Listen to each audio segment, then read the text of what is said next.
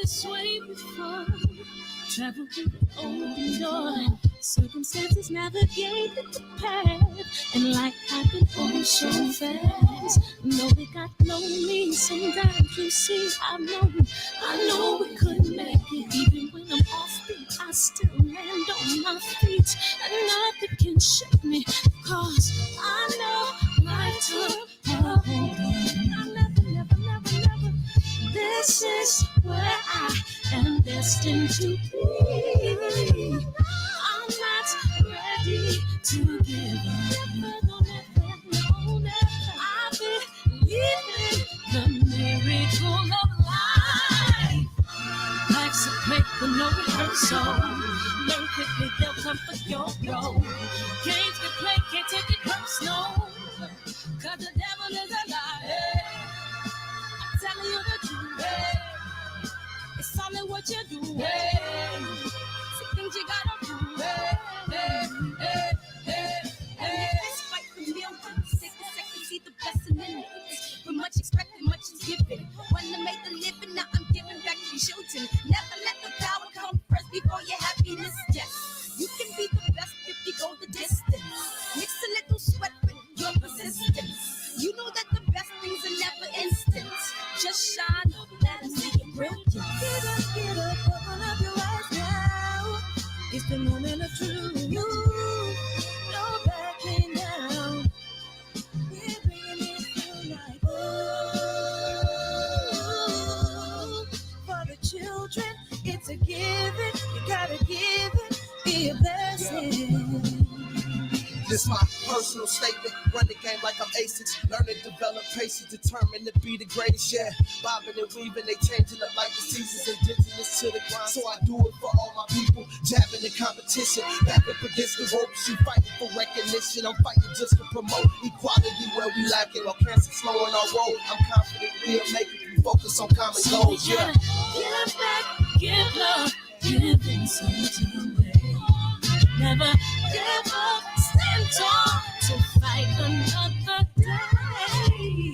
2 toes, 2 feet, I stand on the ground.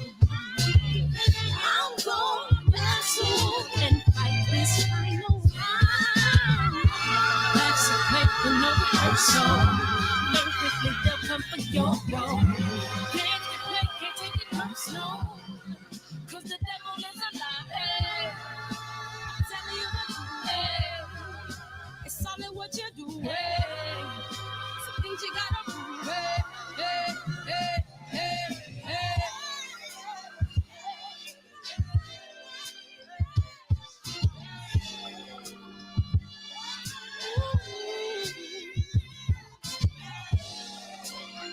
I'm gonna share all that I have and give to those in need.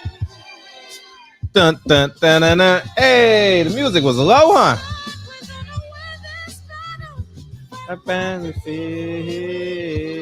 Turn it up, DJ. What up, Dion Cole, a.k.a. Dion Gale, JP, Era, JQ, JQ, Era, JP. Miss Latifah, how you doing? Ern Jordan, for 2. Hey, Sneed, Birdman, G Brown. What it do? Adolfo, we in the building, Adolfo, what it do? It's trailer time. 3 people, go get this trailer, man. We're approaching 3,000 people, man. We're so close. Go get it. What? I said Malcolm alleged that some of Elijah's women were underage secretaries, and can you expound on that? Yeah, I guess they were, because they were there. I seen them. I seen them myself. It's all true. Good evening, messenger.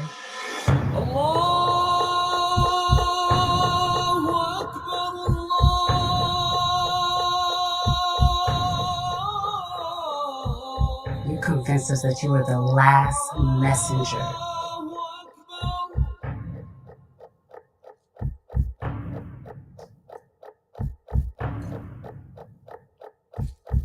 How many other bastard children do you have? How many? How many? Other bastard children do you have? How many? Barbershop conversations, man. I appreciate you, man. What's up, Harold, man? I appreciate everybody coming in the building tonight.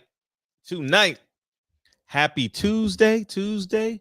Yeah, happy Tuesday. I don't think it's any fights of mention this weekend. Is there any fights? I don't know, but I know a fight that's coming up. Mickey Bay and Tevin Farmer. Gary Antoine Russell had a hell of a performance. And we got Errol Spence April 16th. What else we got coming up?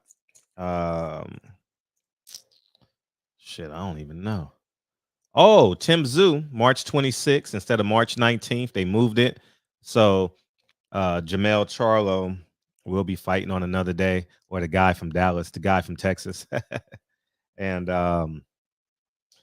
And that's all we got coming through the ranks, right? April 30th, we got Shakur Stevenson versus Oscar Valdez. We have Canelo versus Bivol, and we have the two young ladies fighting, right? Should be. I don't know who she's fighting. Who is Amanda Serrano fighting? Shucks, what's her name? Let's give her credit. Let's promote that fight too. What's her name, y'all? Because don't have me say Katie Taylor. That's what I wanted to say. I believe Katie Taylor got beat, right? Yeah, so, well, Amanda Serrano is fighting somebody on April 30th. Katie Taylor. It is Katie Taylor? Oh, I thought Katie Taylor got beat. Huh? Oh, man, I'm all over the place then. My bad. Man, I got it. And that's what we got coming coming down the pike, man. Both fighters getting them first. I think that may be the first fight period where two women are getting $1 million. Now, y'all know why we're here. Canelo tells David Benavidez and Charlo to go fight each other. And that caused a little uproar. You know what I mean? And people were saying that Canelo's ducking. I want to know how we define ducking, y'all. Like, because I mean, I'm as support. Like, if you have a conversation about me and Canelo, I'm gonna lead with he's a cheater, right? But because no one cares, he still gets paid. Al Haymon offered him a record salary. DAZN offered him, which he accepted, $40 million a fight. So I mean, it's basically means nothing that he cheated at the end of the day. What does that mean he's ducking? Like, I'm trying to understand at this point, who is Canelo ducking?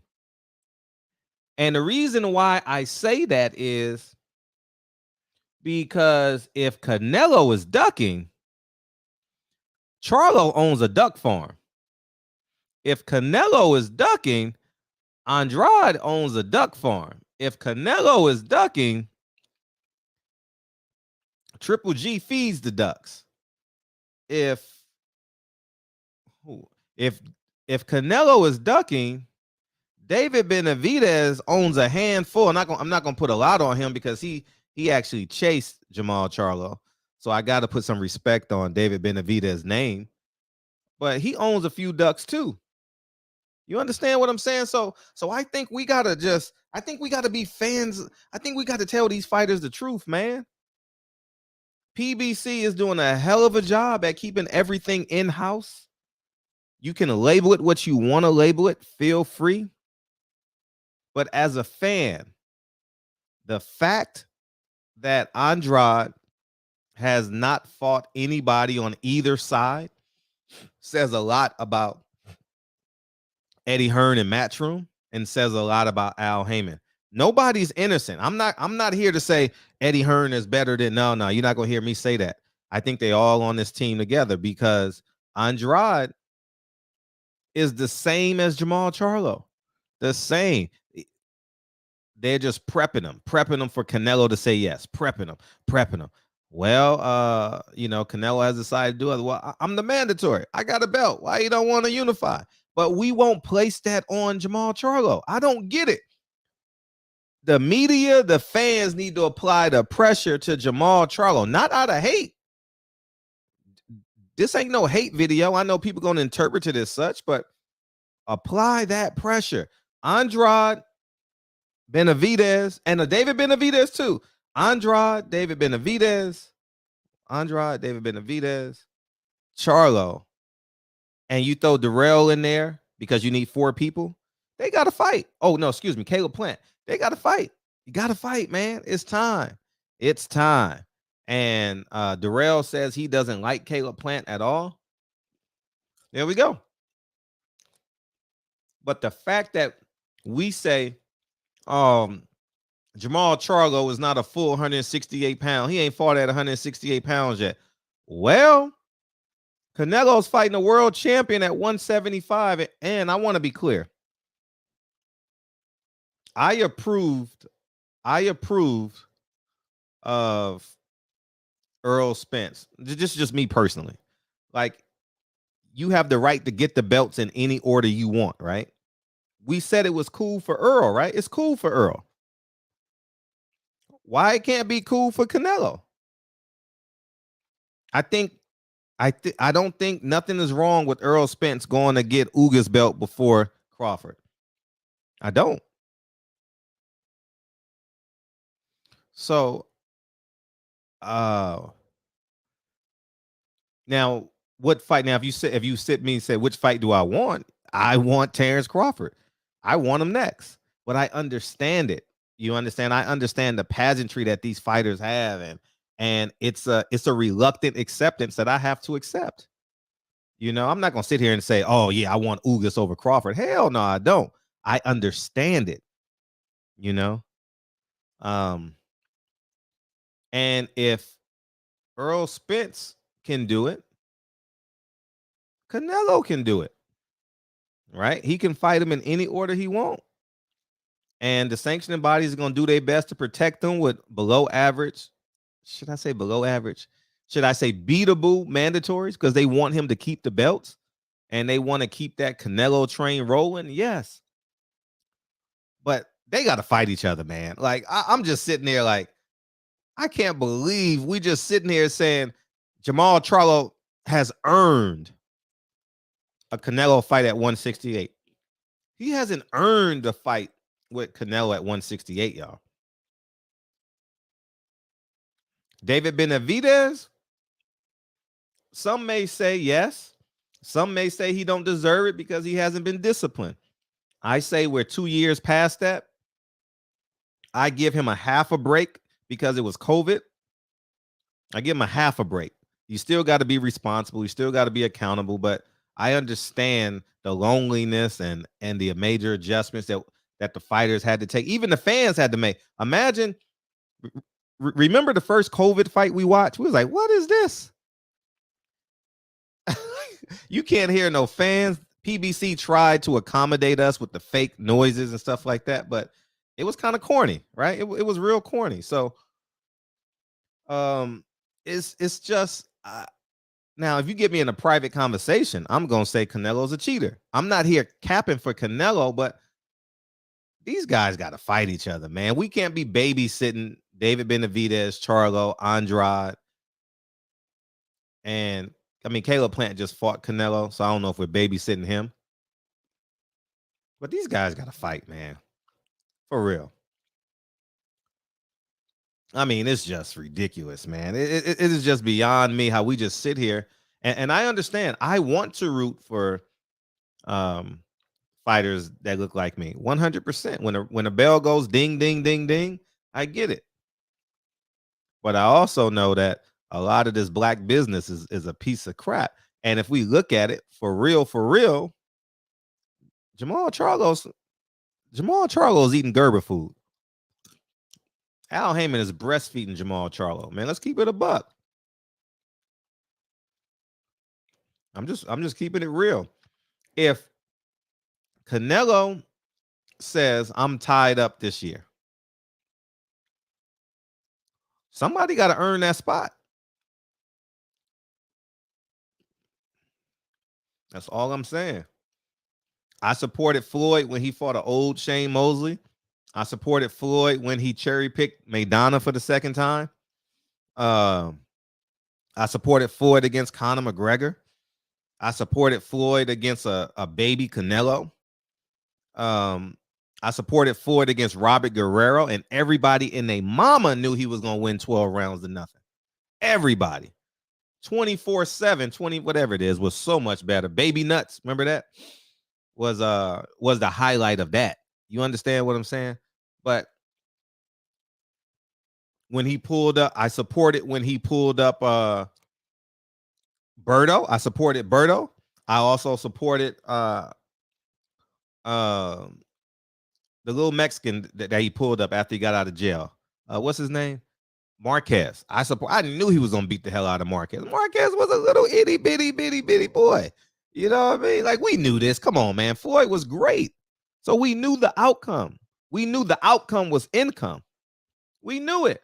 I never once rooted against Floyd. You know, you have your doubt as a fan because it keeps you engaged, you know, but I never said, oh, Marquez is going to beat Floyd.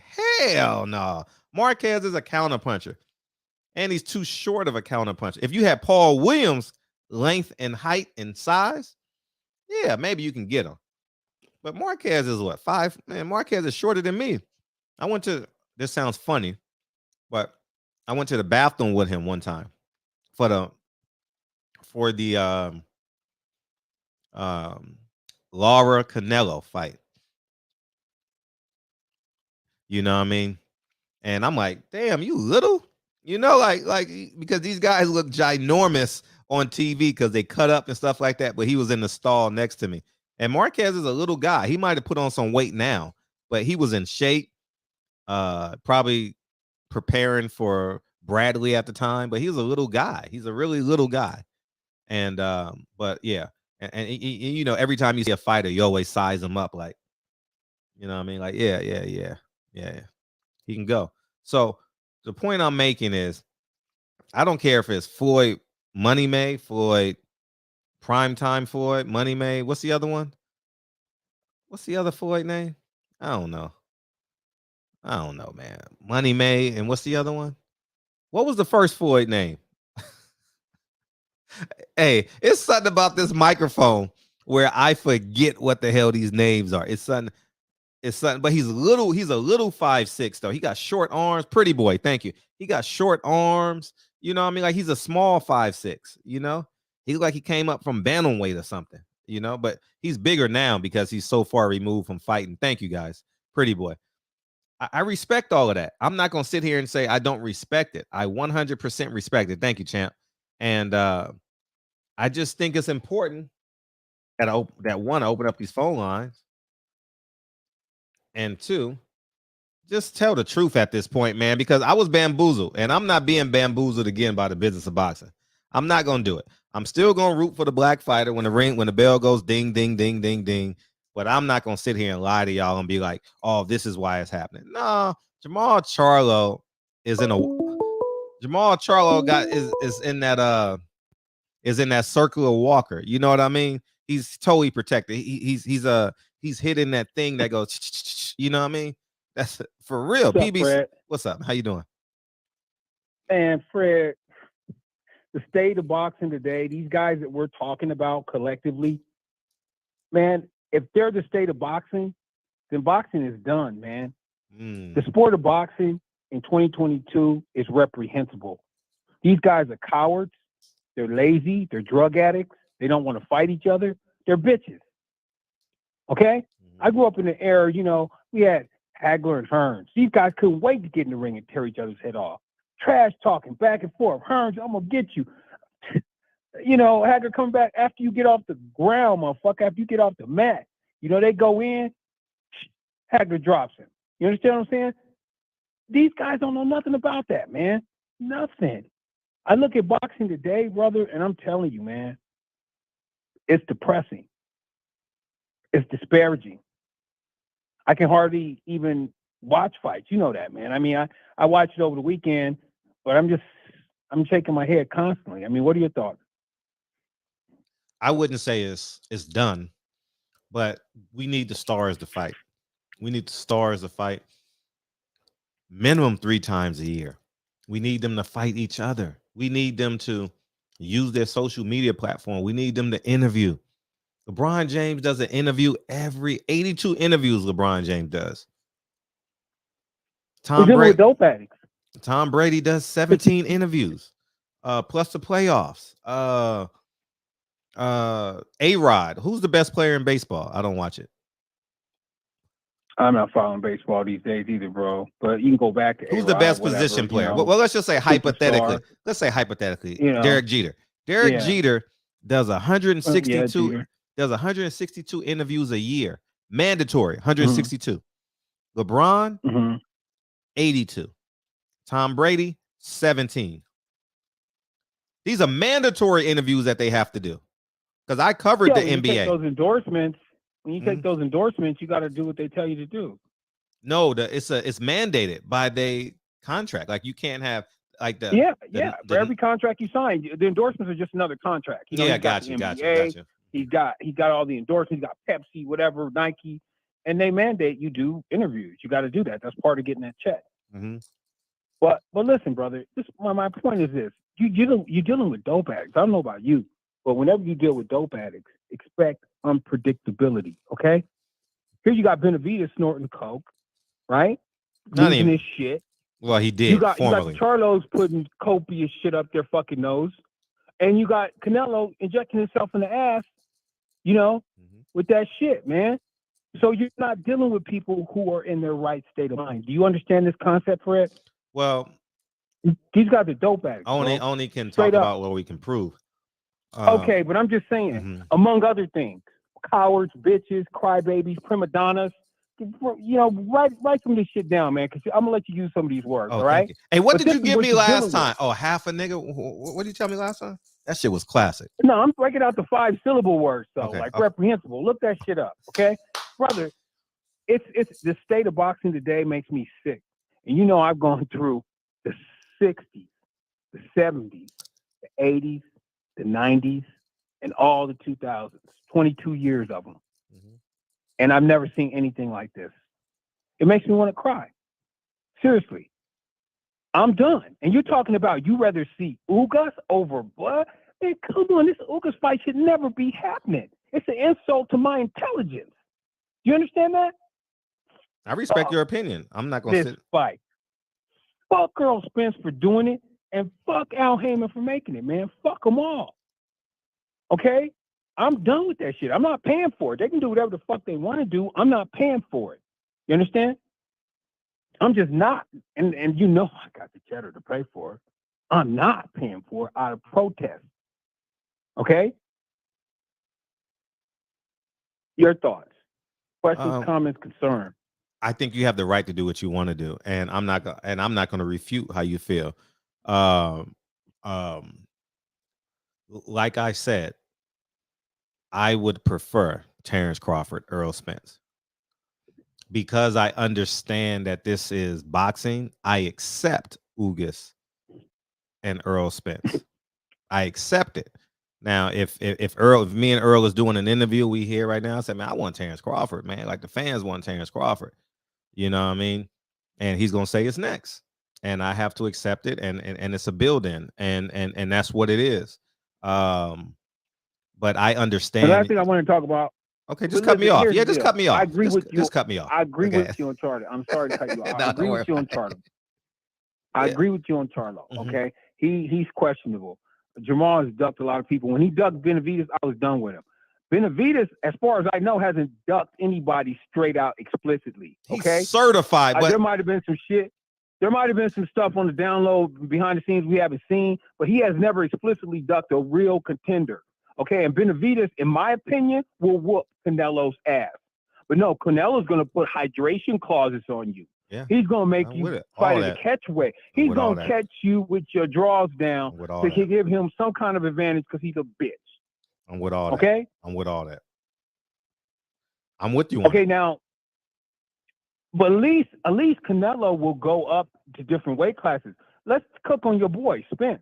Okay? Mm-hmm. Now, you know me. I'm a real boxing fan. I don't have no horse in the race, brother. Okay. Not anymore. Them days is over with. I have no horse in the race.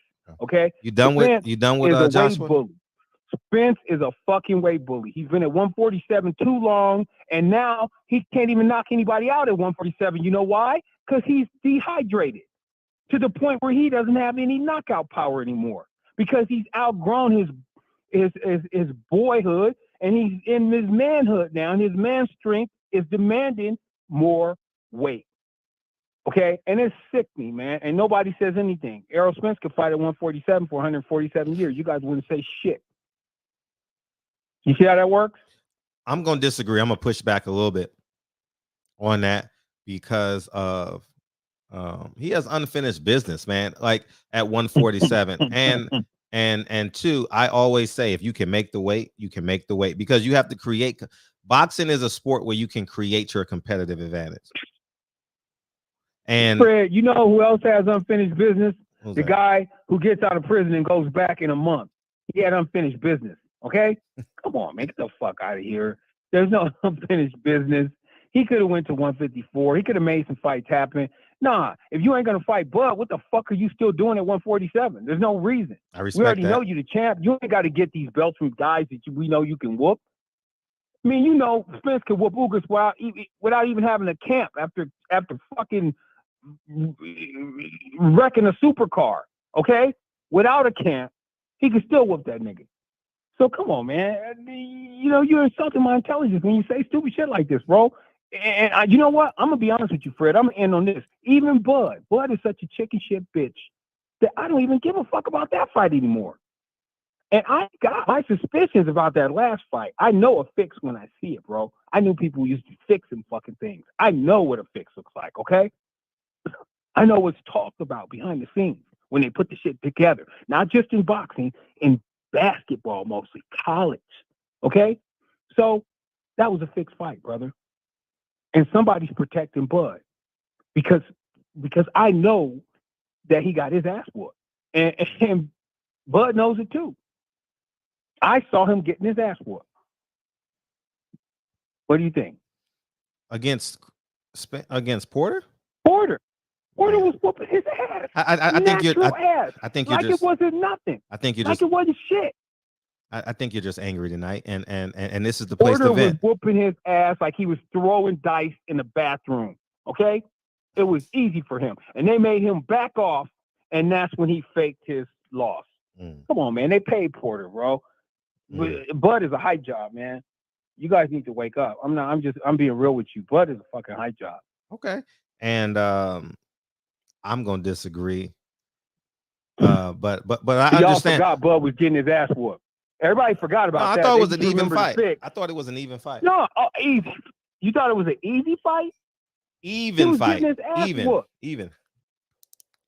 Oh, even. It wasn't even even. He was maybe one round. Maybe one round, one way. But Bud went down 2 or 3 points. Bud was getting his ass whooped for the most part. I disagree. You know? But anyway, Fred, I just think the state of boxing is sad. No, I understand your frustration. And in conclusion, I felt like that during COVID, remember? I was like, fuck boxing. In conclusion, let's quit settling for less. Okay, I'm with you on that. Let's quit settling for less. Let's do it. I'm with you. All right. On that note, brother, have a good show. I'm out. I'll holler at you later. Appreciate it. Thank you. After this wave of already signed fights, let's stop settling for less. Okay, let's do it. But fans gonna say, oh, Canelo's ducking. Jamal Charlo can go fight Habibi Muhammad. I'm telling you. If Jamal Charlo says tomorrow he's fighting Habibi Muhammad, people gonna be like, oh yeah, that's a good fight. What's up, man? What's going on, man? It's 252. Yo, I know what's up. I don't know, like you said the other night, man. Someone must have been reading your mind and this and that. Yeah, I've been saying this for the longest about these guys fighting each other and not waiting on Canelo. Before Ugas, and he was going before the Spence fight was signed. Between Pacquiao and Canelo, they were holding up 4 divisions. Pacquiao was holding up 147. Canelo was holding up 160, 68, and 75. None of these guys fighting each other. It's like, yo, we want Canelo to choose us next. These guys got to start fighting each other, man. You know what I'm saying? And 147 right now, just as I explained to you like a week or two ago, they had 8. Now they got 7 because they moved Keith Thurman to the top 10. You have 7 fighters at 147 that are undefeated. That is ridiculous. That means nobody's fighting each other. You know what I'm saying? Nobody's fighting. And the thing you said about weight, about the weight classes and the weight training, what it is, it took me to a interview that I remember Mills Lane having back in '97. Mills Lane did an interview in '97. He was like, when he saw Donald Curry, one day he walked past Donald Curry at an event or something, and he asked Donald Curry what his weight was. Donald Curry's fighting at 147. I remember. Donald Curry told him he was 162. And he said, Mills Lane said he started screaming on him for being 15 pounds overweight when he wasn't fighting. I'm like, imagine what Mills Lane would say to some of these guys today. We got to get a hold of him. We got to get an interview with Mills Lane, dog. That would be fun. He's still alive. Yeah, he's still alive, but I don't think he's in the best condition of health right now. I know he had that TV show. Yeah. I'm going to call him. Remind me to call him this month. Remind me to call him. Yeah, okay. Yeah, because I would love to hear Mills Lane, man. But yeah, I remember he was talking about just Curry being 15 pounds overweight. And you got guys walking around like Canelo walks around like 200 pounds, man. It looks overweight, like man. And like he's like 200 pounds like when he's not training sometimes. And then you got when Crawford was fighting at 140, he was walking around 178. I'm like, that's crazy, man. But I guess if you can do it, you can do it, but it's a different time. Right. The different time frame. It ain't same day weigh-ins no more, so you can rehydrate up. But right, it is what it is, man. Yeah, but, yeah, man. Black. Yeah. Oh, he's deceased. Mills Lane. He's died. He died. Oh, I didn't know he died. I didn't know he died. Damn. Let me Google that. Damn. He died. I thought he was still alive. I know he had that TV show. Yeah, he was a judge show, but yeah, he had a stroke. Not like when did he die? It's not even on Wikipedia. When he died? Yeah, I haven't heard he died. Yeah, I haven't heard that. Damn.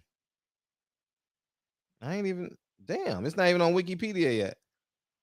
Oh man, guys in chat killing people, man. Come on now. No, they say he dead. So let me go check.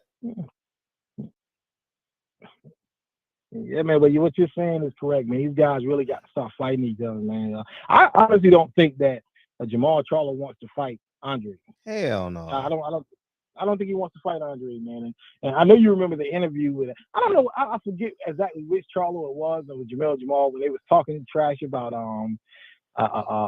what's his name, Danny Jacobs, and then he walked past him. And it was like, and then he stopped and came back like, I came with a perfect shot. And he started retracting his statements. And I'm like, come on, man. And I like Jamel. I don't like Jamal too much because he don't want to fight anybody. But I do like Jamel because what I'm saying, he was close to unifying 154. To draw, but what I'm saying. But it is what it is, man. Man, they said he's not dead, man.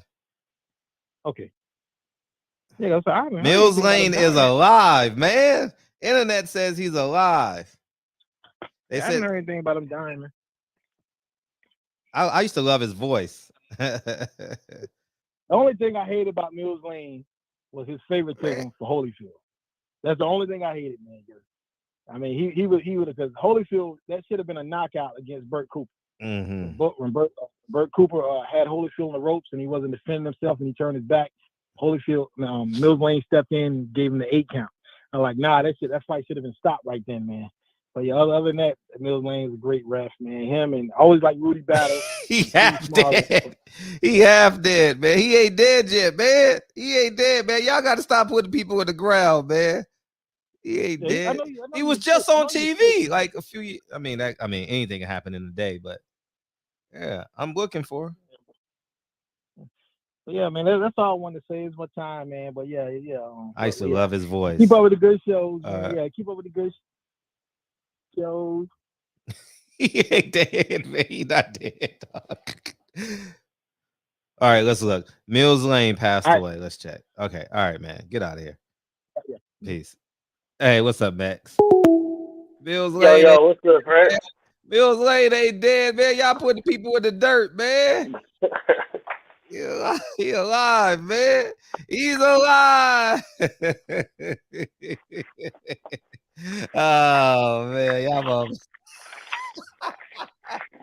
Hey, man, what you got, man? What you got? Man, I'm with all this news, this Canelo news, man. Like, but how come nobody else got to go through that? How come Bivol don't got to go through that? How come no one else has to fight no one else of importance to get a fight with him? Nobody 168 fought nobody of importance. Not Williams, not Billy Joe, not Caleb Plant. No one had to fight nobody. Mm-hmm. But I mean, I get it. It's a smart strategy though, because it's like if I could get 4 of these guys to fight each other, I only have to fight one of them to prove that I'm better than the other 3 that I didn't fight. Mm-hmm. You know, I don't know. Whatever. I ain't buying this next shit. But okay, so you're saying so they should wait for Canelo? No, they shouldn't wait for Canelo at all. There's only one Canelo, so only one person can get a fight at a time. Yeah, that's what I'm saying. Like, I mean, I think they need to fight each other. I mean, they like Canelo's handing out EBT cards. You know what I mean? Like you get an EBT card, you get an EBT card. October 24th, it's you. January 13th, it's you. You know what I mean? Like, damn. I mean, like, the way I see it is both things could be true, right? Because one, he is ducking. Like, he's picking this over any of these that are clearly better options. Who should he have picked over Bivol? Any of those guys, Charlo, Boo Boo, or Benavidez, I would say were the top 3. Not fucking 50-year-old Triple G. Like, I don't know. Like, when has any boxing fan ever, before Canelo's name got attached to him, ever talked about or mentioned Bivol? Period. Never. I've never heard his name one time until the connection started coming about Canelo possibly moving up to fight him. I mean, I'm not gonna sit here. Like I said, by the way, Mills Lane had a stroke. He's not deceased. I will say this: it's not a glamorous fight, but when May 7th, I'm gonna be intrigued though. I ain't gonna sit here and lie to you. Like, I'm interested to see how he handles the consistency of Bivol. You know, like I'm not gonna sit here and say I know he's jumping around, do what he wants to do. I consider Bivol a credible opponent, though. You know, I genuinely consider. I think Triple G is kind of expired, but I didn't get a chance to see any of the Triple G fights, so I'm still kind of interested in that. You know, you didn't watch the first? No, because I wasn't fucking with Golden Boy, so I wasn't giving none of my money for sure. And so I'm interested in that fight. But you got to look at the for real. David Benavidez lost his belt twice. His fault. Yep. His fault. Yes. Charlo didn't move up to 168 between now and then. You get what I'm saying? Like, between how many fights has he had at 168? A whole year. Remember that? Remember he got the 4 in 1 year or whatever, right? The white kid. Remember the white kid in last December? So he's been campaigning for a whole year, but he fought Montiel at 160. So the same thing you guys say about Gary Russell. Oh, he got to move up, and he got to move up. Well, maybe Charlo should do the same thing, right? But I mean, if I'm Charlo and I'm in that situation, it's like they created the franchise so you didn't have to fight me. Then you move up to 168. So the only way Charlo still could have got a fight is to try to fight one of those other champions before Canelo could get to him. You know, if you know Canelo's going for undisputed and he's on belt 1, we'll say the first 2 with Williams, then Charlo should have tried to fight Plant or Billy Joe before Canelo did, so that way Canelo would have to fight him for a belt, because he's not going to get a Canelo fight without a belt if he moves to 168. So it's a fucked up position to be in. I mean, the way I see it is Canelo is still ducking, going about cherry picking, but because he's cherry picking and you're not going to get that fight, then you need to fight everyone else. Like, both things are true. Like, yeah, he's ducking Boo Boo, Charlo, then they fight each other. I agree. He ducked Andrade. I would agree, because he could have unified the weight classes already. Yeah, I'm with you on it, and I think Champ Size done a real good job with that. I mean, everyone's ducking Boo Boo too, though, because Charlo don't want nothing with Boo Boo, Triple G don't want it with Boo Boo, Munguia don't want it with Boo Boo, Billy Joe had to fucking take steroids to get ready for Boo Boo, like, and Boo Boo's not like a fearsome knockout puncher, so like, why is everyone scared? Like, I think it's a promotional thing. I think it's 2-pronged. I don't think Eddie Hearn wants to mess up his money. He's been saving Triple G for 3 years now.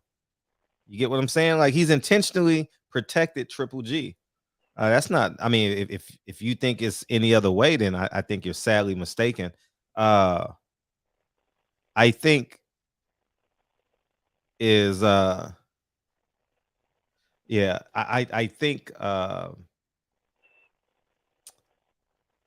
think David Benavidez was in place to make Canelo a pussy, and he blew it. And he would have kept his belt.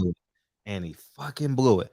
And like that David Benavidez Canelo fight is like, truth, Mexican supremacy. I mean, like, God, that's a big fight. However, I think if they fight each other, I think Jamal got to say, you know what, I'll fight Andrade. All right, it's time. And then the pressure will be so big that in December or January or February, the fight is going to be forced. You know, Canelo is going to take a mandatory, you know, because he's taking his voluntary against Triple G, right? So he's going. So definitely they're going to throw a mandatory on him, and we're not going to be able to pronounce his name. And then after that fight, no, this is truth. It's just the truth. So we're realistically looking at Cinco de Mayo next year. So these 5 fighters, Caleb Plant, outside chance to get a rematch.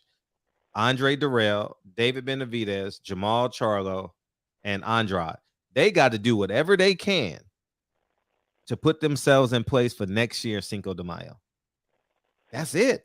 That's realistic, because he's fighting a mandatory in December. I mean, let's be clear. He ain't doing no heavy lifting. Not from September, October, November, not in 90 days. He's gonna fight somebody really, really nice. I mean, I would say this. I would not be surprised he doesn't come back down to 168 and tries to go for undisputed at light heavyweight, because it's easy pickings. It's fucking Joe Smith and Beterbiev is. I think the power of Beterbiev can make it interesting, but judging off that last fight, I don't know about the movement and you know what I mean, like. Yeah.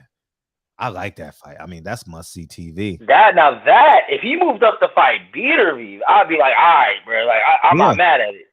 Yeah. But Bivol, I mean, the first time I heard of Bivol was when Canelo beat Kovalev, and I was thinking he was gonna go for the belts up there. So I was like, oh, who else are the champions? And I saw Beterbiev. I was like, oh, I remember him. And then Bivol, I was like, who's Bivol? You know, the only Bivol I remember hearing was little fucking little fucking clippers that Nas used to fucking have. So I was like, all right, cool.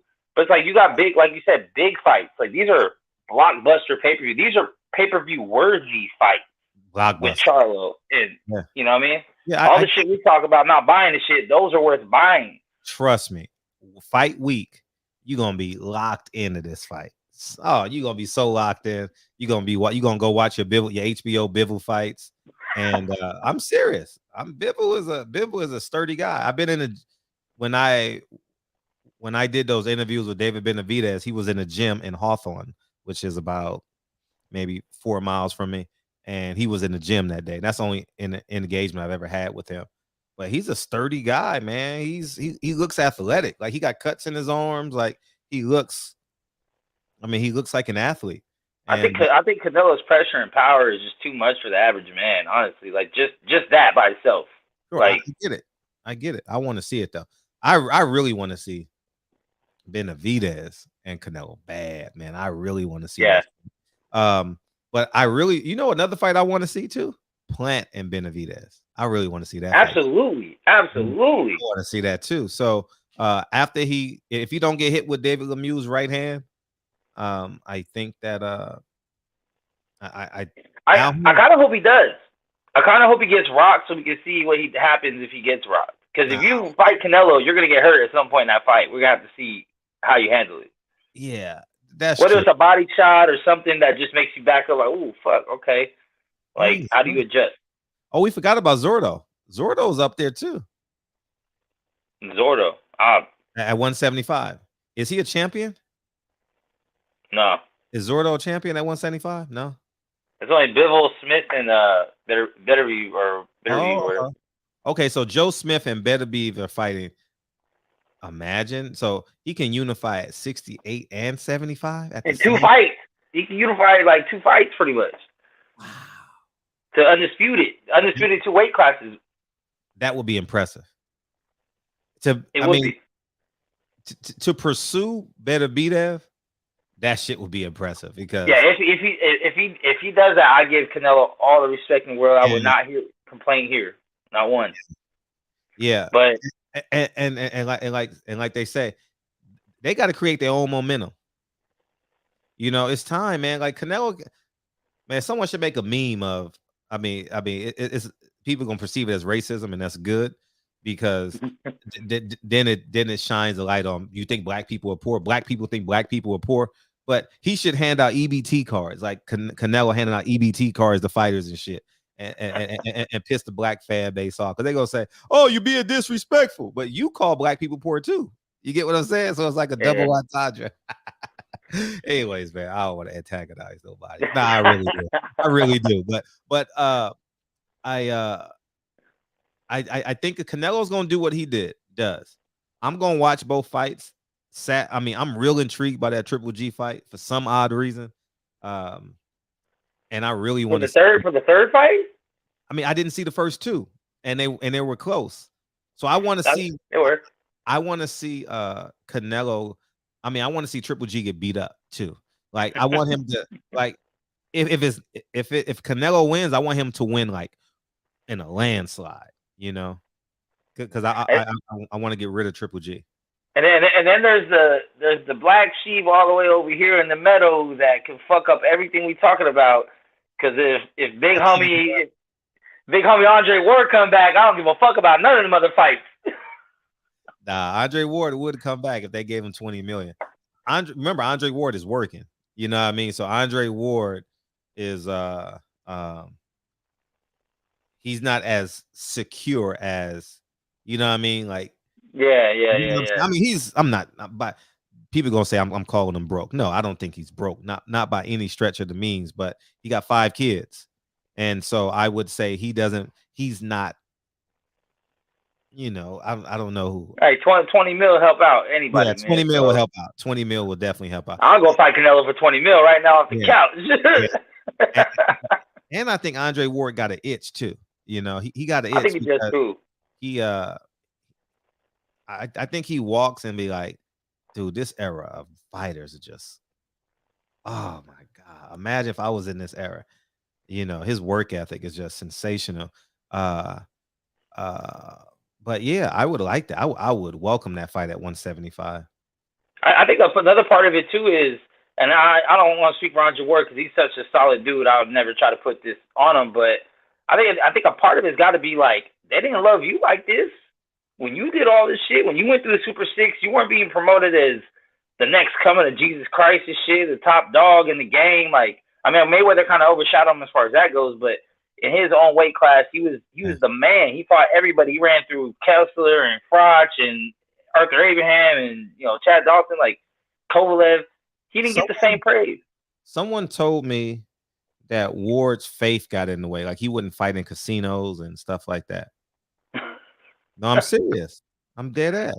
I think a lot of it too is that shit, that court case he had to get off his contract kind of killed his momentum. With Goosen, right? Yeah. I remember that was out here in LA. I remember that shit. Yeah. Ward is Ward had a chance to be great if he would have stood up to HBO.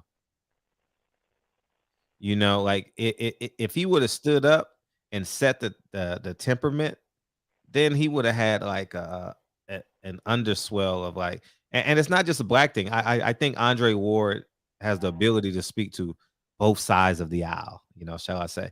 And I think if he would have stood up, but no, he took a commentating job and just shut up. You know what I mean? He's like, okay, is this fight guaranteed? Well, I'll just shut up. I won't complain. I know you want me to move up and you want Triple G to stay at 160. I ain't gonna say nothing. It's cool. So I mean, he's the son of God. He ain't here to cause problems, man. But you said at some point, you got to say, you know what? It's time. But I think that's part of the thing that got in the way too, is his personality is almost too clean for something so. Andre Ward ain't clean. I've been around him with the cameras off. Nah, No, he ain't like that. It's not. So you saying it's an act? Oh man, I've seen him engage with Birdo, and I've seen him like I mean, he's from the town. At the end of the day, he's from the town. You know what I mean? I've seen him engage. Like he ain't sounding like no Christian now. Yeah. You know, like I'm not saying he's cursing, but he's hip. You know, he's Yeah, hip for to have sure. a conversation with Bird. I'm not saying he's like mother F this, mother F that, Yeah. N-word this. I'm not saying that. I'm saying that, I mean, he's still down. He's still down. No, he's not still down. He's not the same person on camera that he is around Andre Birdo. 100% the opposite. Okay. I've seen it. I've seen it with my own eyes. And a whole lot of other people too. I don't know their names, but there's a lot of fighters that I've seen him engage with. I spent a lot of time with Andre Ward. Spent a lot of time with him over the years. So yeah, but as soon as the camera cut on, yeah. I've never heard him curse. I don't think I've ever heard him curse. I will say that, but he's very playful, play around, and he's kind of like Terrence Crawford, but in a condescending way. You know, like Terrence Crawford is like, I'm gonna beat you up, I'm gonna tangle you. Like he like talks to you in a condescending way, like kind of clever condescending. You know what I mean? Like that's Andre Ward when the cameras go off. Okay. Yeah, that seems like it might fit his profile because I mean he's a smart dude. That's part of his shit, his IQ. So I can understand how you might think like I know a little more than you do. I know more what I'm talking about than you do. Oh yeah, for sure. Yeah, you know. He definitely. I ain't got no L's on my record. And he's afraid to talk about like boxing. He's afraid to talk about the people in suits. Giving him his check. Yeah, he's that's the one knock because I tried to push him. I remember I was right over his I was literally right over his left shoulder, and I was interviewing him, and it was a sit down interview for Kovalev, and I'm pushing him. Say the name. They. Like, what are you talking about? They say their name. You the champ. You know. So, and real quick before I get off of here, I know you're not too hip on the MMA scene. No, I'm not. But there was the news this morning that the former heavyweight champion Cain Velasquez shot a dude over here close to me in San Jose. Oh. I haven't seen all the details. Rumors is it was somebody that was harassing his kid at school or some shit, or some connection to his daughter being harassed. I don't know though. I'm waiting for more details. There's not much, but yeah, he shot a dude in traffic, I think, or like got out the car or some shit. Like, and that's what I was wondering. I was like, what could it have been that made him shoot the dude and not just beat his ass because you can? You know what I mean? Like very easily. But that was this morning. The guy didn't die though. I have no idea. I just like woke up to all the notifications like Cain Velasquez shot somebody. I don't know if dude died or if he's still alive, condition he's in, or why. It just said like the location and that he was involved. Non-life threatening. Non-life. Okay. Mm-hmm. Just shot him in the foot or some shit. I ain't cut the news on because I didn't want to hear about Ukraine and all that. Yeah, I know. Shout out to all the fighters who went back though. That's some shit right there, man. Yeah. While we tweeting. Yeah, but I'm gonna get off and let everybody else get on, man. I'll let you, Fred. Thank you, dog. Yeah, all right, peace. Calm it down. And don't forget, man, we also got I failed to mention at the top of the show, but it's probably better now. April 9th, we have a great I think this is a good card. If they throw Erickson Lubin, but Erickson Lubin is fighting Fundora. I said it, dog. Fundora. But if they throw the kid from Philly on there, Jaron Ennis, I think that's a hell of a card. I think Al is cooking up something that we gotta give Al credit. He cooking something up. What's up, Cameron? What's up, Fred? What's your thoughts on Bivol Canelo maybe not being a title fight? I think Canelo is gonna be very, very happy. He gonna save about $150,000. He happy. Shit, y'all stupid. And what's up with that, man? How you gonna punish these fighters? How about if I'm 5% Russian? Right? How about if Lubin gonna stop for him doing? I believe that. How about if you're How about if Canelo is 3% Russian? What you gonna do? And why are you punishing these Russian fighters in America? I don't get this shit, man. I mean, this is why you can't follow CNN and Fox, and like now they just overcompensating. Oh, yeah, we gotta stand for justice, truth, and justice. Man, you are a sports entity. Be a sport. Man, come on, man. Come on, man. You're not the president. Now they want to be political figures now, like real political figures. You know what I mean? Like, oh man, it's just how you gonna punish the fighters that been here all year? Bivol, he probably goes back and forth, I'm sure, but he trains at West Side. I'm not West Side.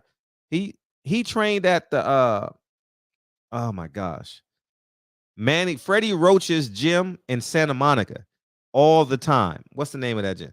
They changed the name, but it's Hill something or whatever it is. Yeah, he trains there all the time. No lie.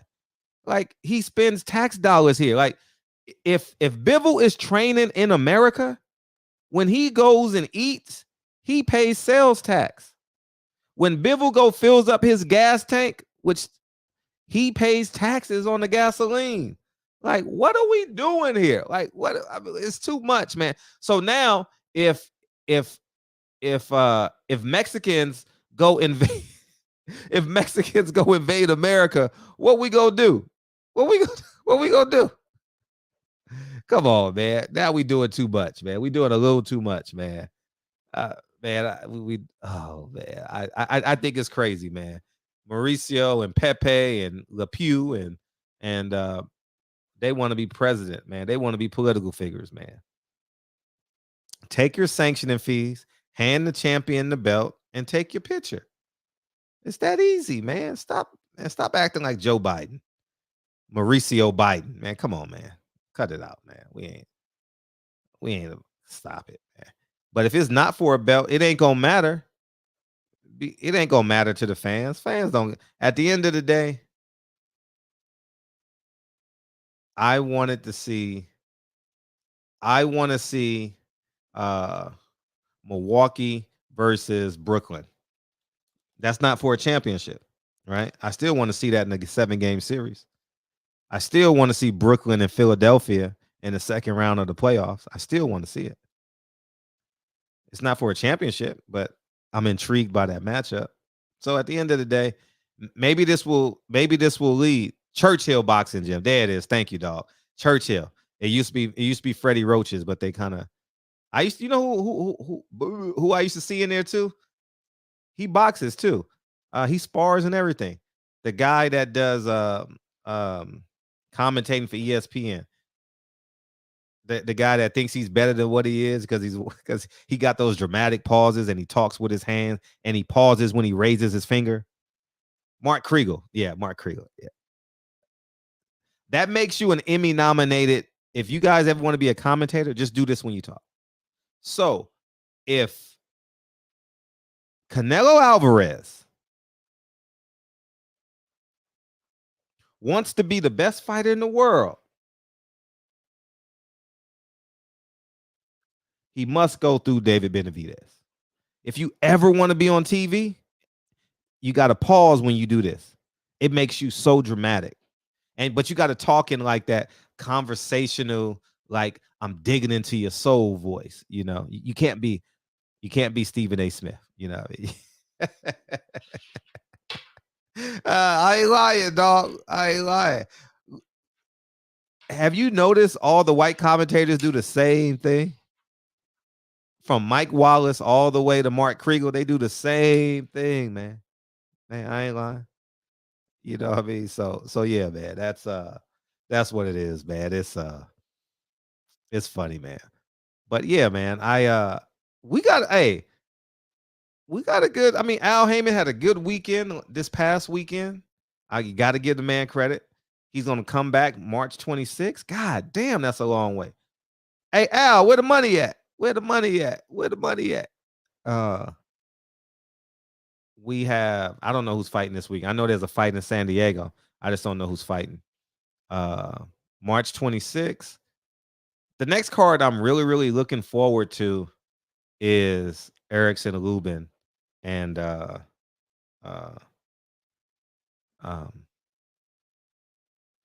Endura. I'm definitely looking forward to that. I'm gonna drive up for that fight. That fight's gonna be in Vegas. I'm gonna drive up for that. I'm gonna drive up Saturday morning for that one. And so yeah, man, I'm definitely excited about that. I'm excited to see if they're gonna bring Antoine Russell back this summer. Hopefully they bring him back in June, February, March, April, May, June. Hopefully they bring him back with June. And now they got some momentum. They can actually put on a small card at the MGM with the two brothers now.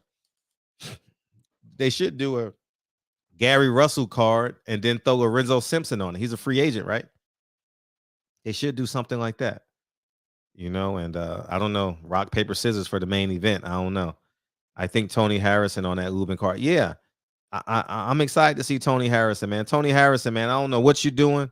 I haven't seen no electricity from your Instagram, but hopefully you doing well in camp, because Tony Harrison is very socially active, and I'll have him on the show at some point. Me and Tony get along real well.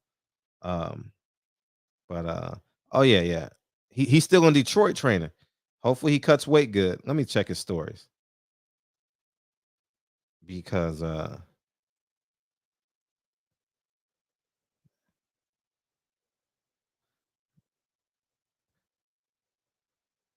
do women who sexualize themselves on the internet hurt their chances of finding a relationship or marriage with a well-rounded assessment?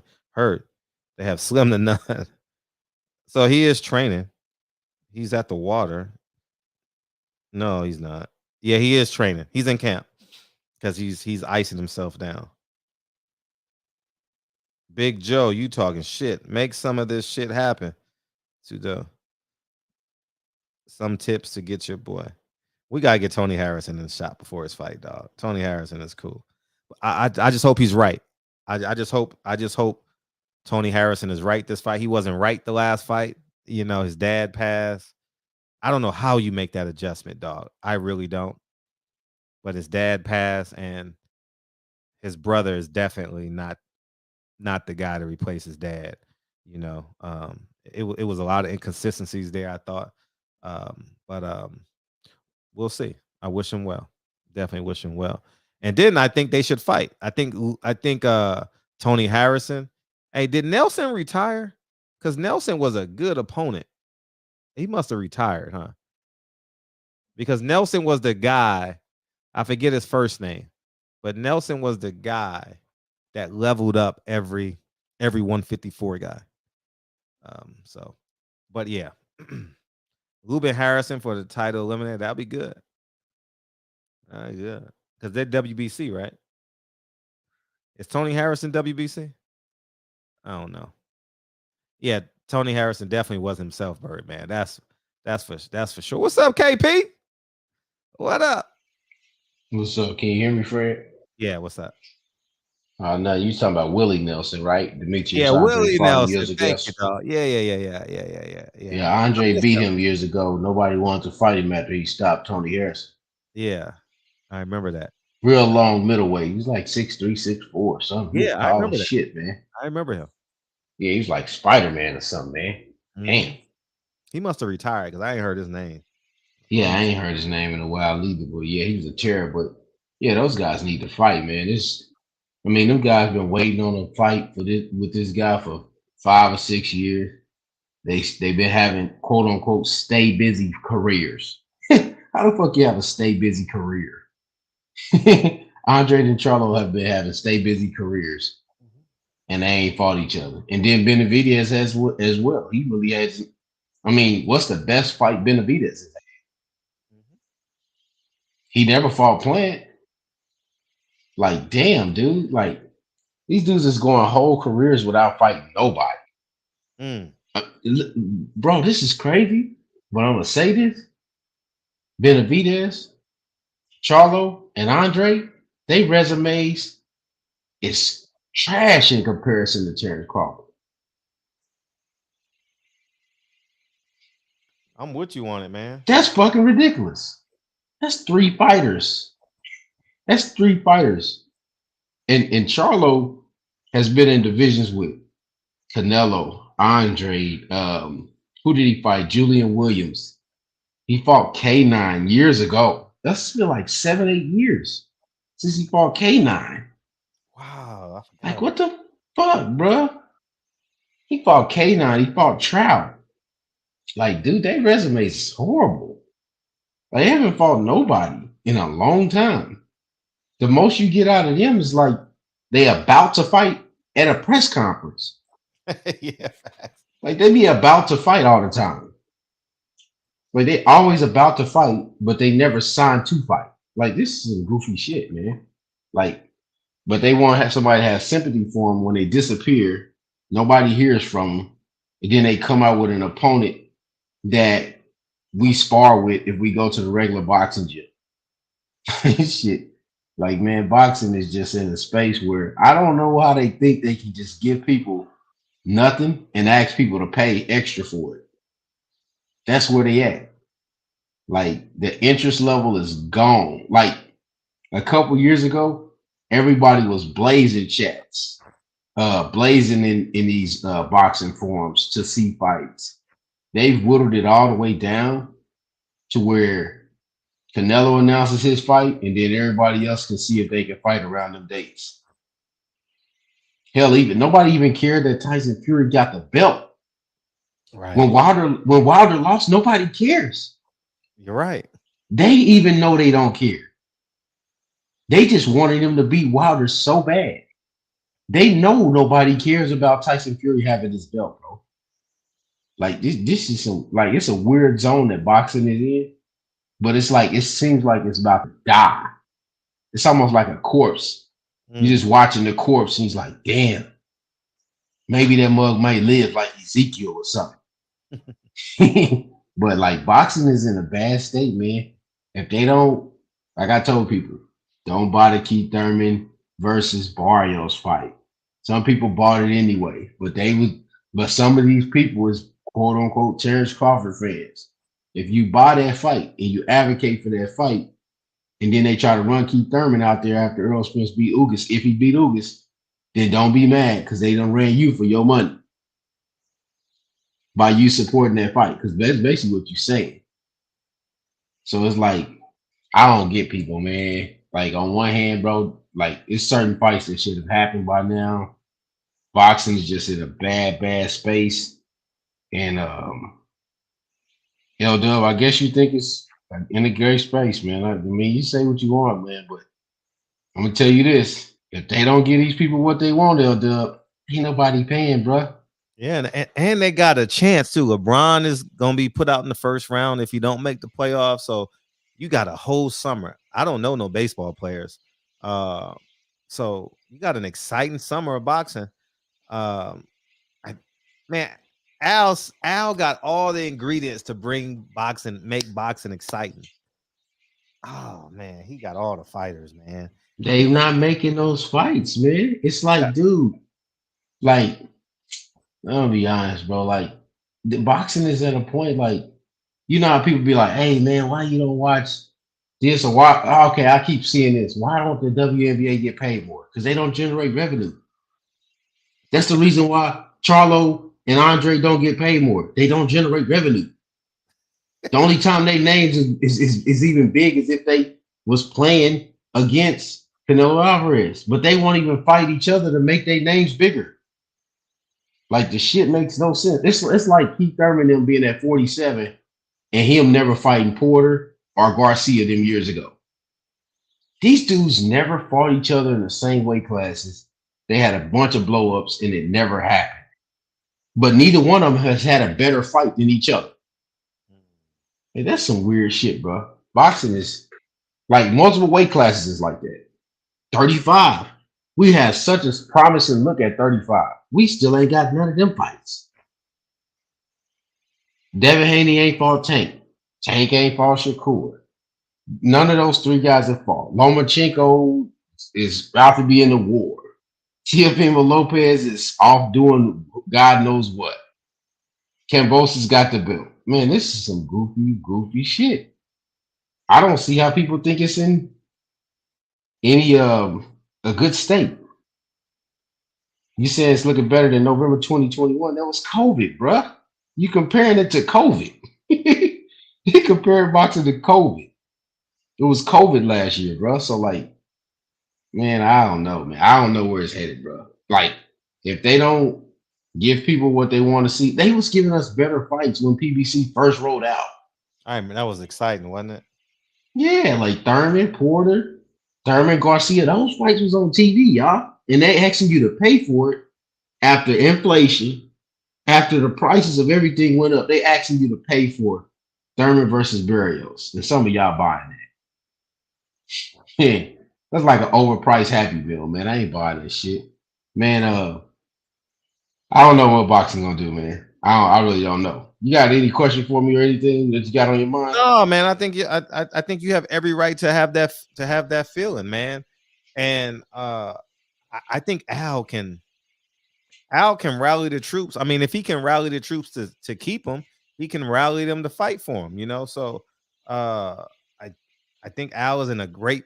I think Al is in a great spot right now. People may say no, but you got to make these fights, man. And he's running out of dates because Fox don't have a date this month yet. So that tells you that there's blood in the water somewhere. But Showtime only has one date, so Al's gonna have to make a move somehow, some way. But he got the bullets. He got the bullets, man. And I was inspired by this past weekend show, and just keep them coming. It was an affordable show. It wasn't expensive. It was in a small venue. The purses wasn't that big. Keep them coming. Keep them coming. You know, keep them coming. Yeah. They just gotta make like 54 was hot. You know what I'm saying? Like they got a lot of fights that they could make with all those guys. Mm-hmm. Man, it just should never be like a lull in the action from that side with all the talent they got.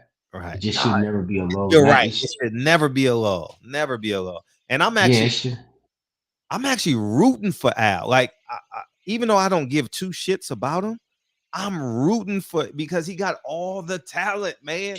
Just give me what we want. Just give us what we want, man. He got it. Just do it's it. Like, it's like you go into a restaurant, you say you want a medium steak, and they bring out a well done joint, and like, here, you gotta eat this.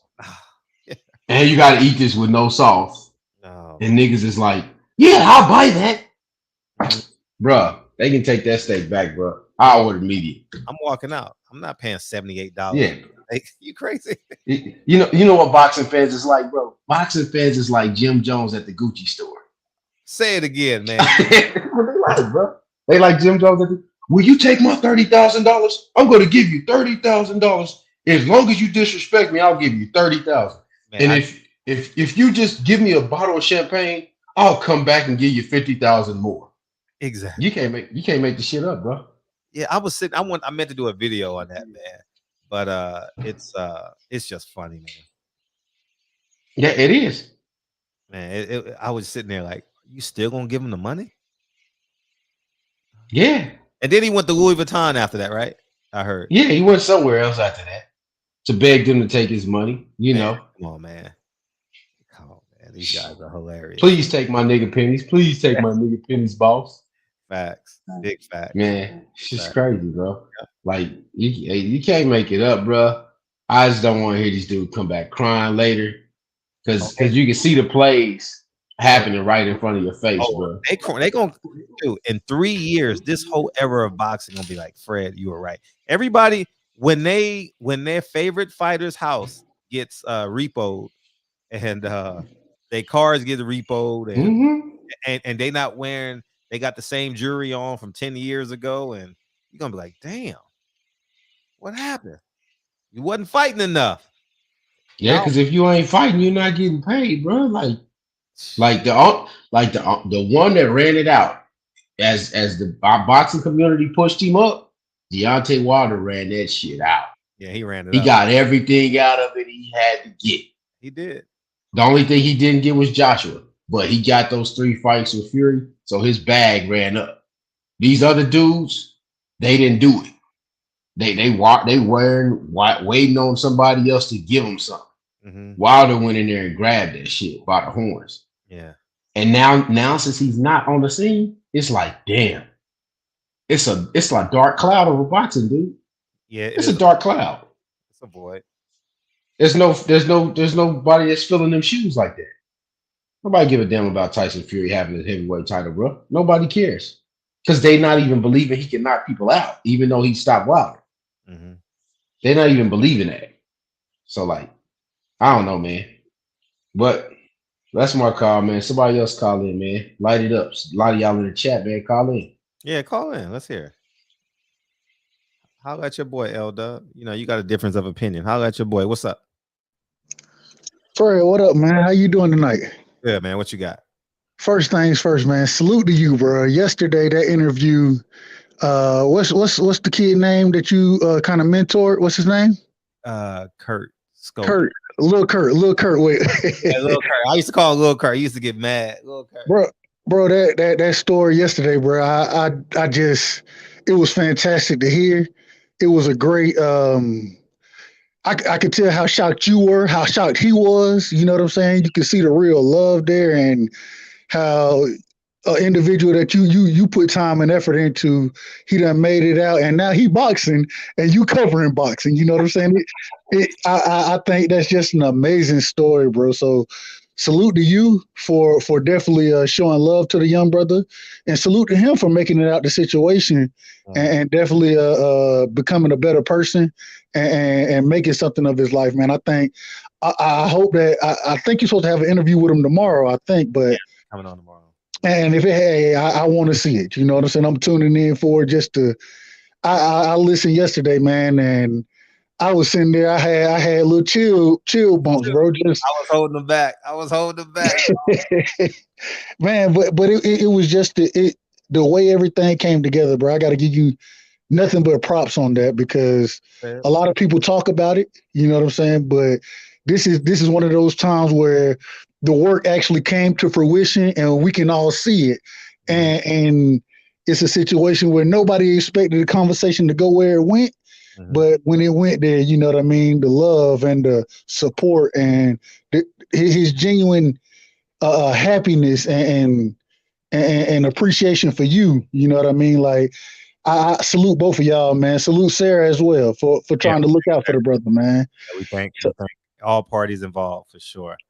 Absolutely. So, hey, man, I'm taking it a different way. I got a question for you, bro. I got a question for you tonight. And my question is so where does the hate between and I go ahead and throw my piece out there now. I like Bud, I like EJ. You know what I'm saying? I like both of them as fighters. I want to see the fight happen. I don't have a dog in the fight. I ain't from Texas. I ain't from Omaha. I'm from Georgia. You feel me? So I'm not rooting for any specific fighter in that fight. I just want to see the fight happen. But where does the hate for each fan base against each other? I don't know the last time I seen two fighters that hadn't even got in the ring yet have such hate between fan bases, especially black fan base on both sides. So where does that hate, in your opinion? Where does the hate come from in that match? Well, fans are fanatics. So that means you are an extremist. And when you have someone that you believe that is a threat to your fandom, and the most notable threat, the most relevant threat is Terrence Crawford. So that puts you on high alert, and that gets you, and I believe that raises like your defense mechanisms as it pertains to your opponent, similar to everything else we do in life. You know, like it's pretty common, like the Cowboys and the Redskins or Eagles. And I'm a Cowboys fan. I'm definitely a Cowboy, and I hate the Redskins. I hate the Eagles and the Giants. Exactly. So it's same thing, same format. Format, and it's a great escape too. Like you literally, when you're rooting for Errol Spence, you literally just escaped your reality. Literally, go ahead. It's gone. Yeah, no, just literally, it's gone. You're literally in this bubble for how long it lasts? 36 minutes, 9 minutes, and that's the reality of it. And sports allows us for a great escape. Sometimes positive, sometimes negative, you know.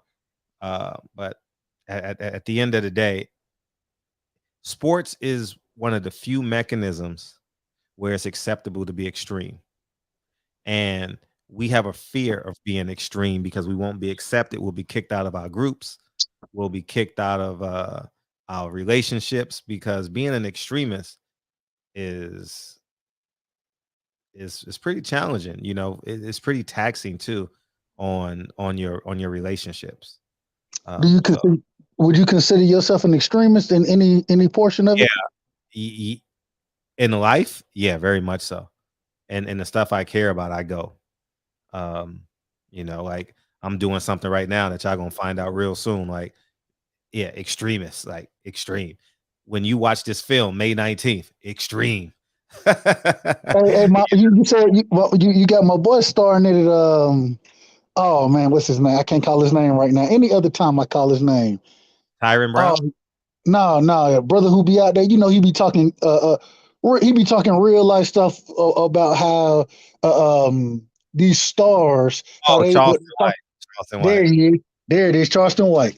And yeah, man, when I saw that, I was like, damn, man, Fred done reached out to the best of the best. You know what I'm saying, to come on. So much salute to you, bro, and much support. You know what I'm saying. Appreciate what you're doing.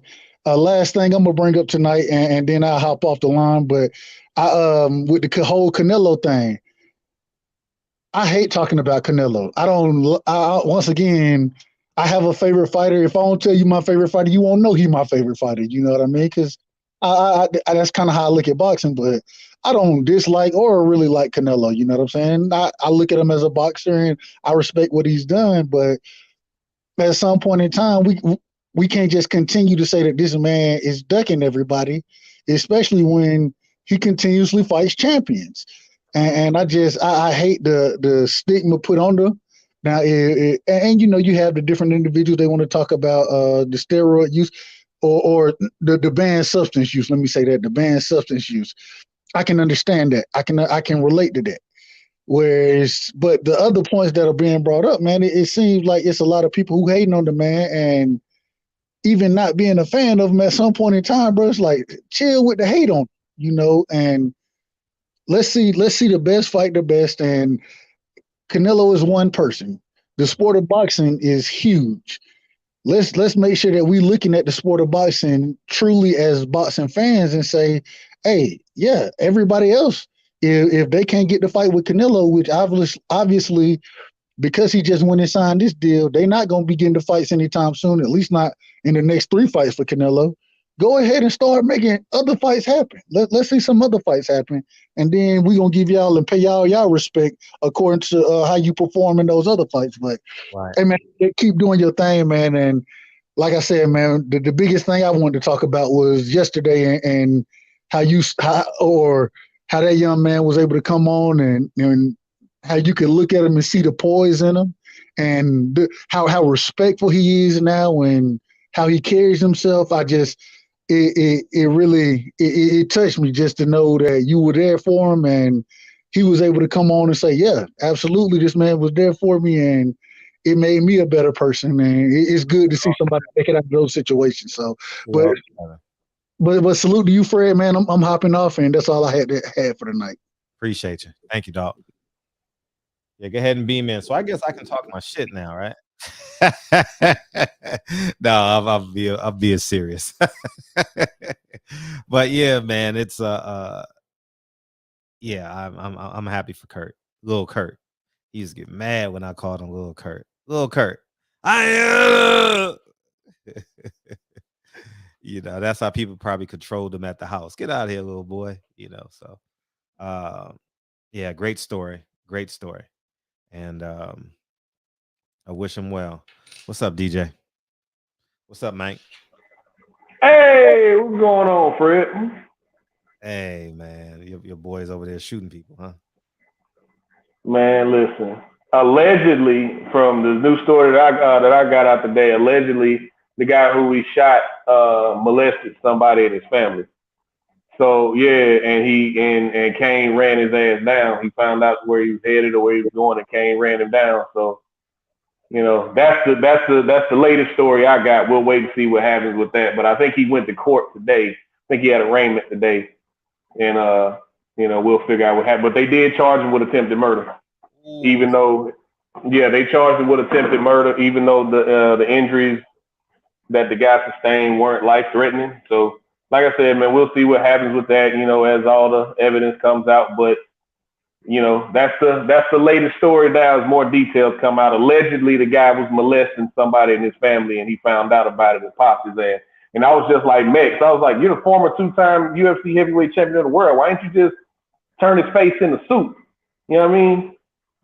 Yeah. But you don't know going into the situation, Yeah, I got you, man. I got you. But yeah. So he popped his ass. But, man, this thing with boxing, right? I'll get to the Canelo thing in just a second. But why are we letting Dillian White off the hook today? Like, nobody's really talking about that. Yeah. What a dumbass, right? Man, look, this is what I've been saying. This is why I've been fuck Dillian White for years, right? Dillian White likes to play the fucking victim. He likes to act like everybody's ducking him. Don't nobody want to fight him. I'm counting the days. It's been 1,000 days since I got a title shot. And, but everybody just overlooked the fact that he weaseled out of that fight with Audubon Ballroom. Nobody talked about that shit. Like, that shit got swept up under the rug real quick. Good point. And then he had the little back and forth. I get it. Negotiations. They said you was going to get more money than what they promised you. But at the end of the day, your representatives read their contract and you signed it, bro. They told me I was going to get 30%, or they told me I was going to get 40%, but I only got 20 in the contract. You signed that fucking contract. So now you're pouting. He didn't show up today for a press conference. Like, everybody gave Deontay Wilder shit when he showed up to the press conference and wore fucking headphones. My man was trending all over social media because he didn't say nothing. But he showed up. Over 3 fights, he showed up to at least 6, 7 press conferences and looked fury in his face? Dillian White didn't even show up. He likes to play victim, act like nobody wants to see him succeed. And when it comes down to it, when the metal meets the road, he don't want these fights, man. Him begging for more money after he signed the contract, he don't want the fight. He didn't think he was going to get it. That's why he was doing all that chirping. Now that Fury said, all right, fuck it, let's sign the contract. Fury signed the contract, he signed the contract. Now all of a sudden, well, I think I want more money. I'm not going to interrupt my camp to go to, and just, right, see, like I got time, man. I whenever I'm on YouTube, I listen to these different platforms, and to listen to these UK fans make these excuses for Dillian White is absolutely stomach churning, man. Imagine if Deontay Wilder hadn't shown up to a press conference with Tyson Fury. Imagine if Errol Spence didn't show up to a press conference with Bud Crawford. Can you imagine the venom that would be getting spewed that way? But somehow, some way, this shit is getting swept under the rug, and it's aggravating, man. I ain't never had no respect for Dillian White, especially after some of the stuff he said about Deontay Wilder.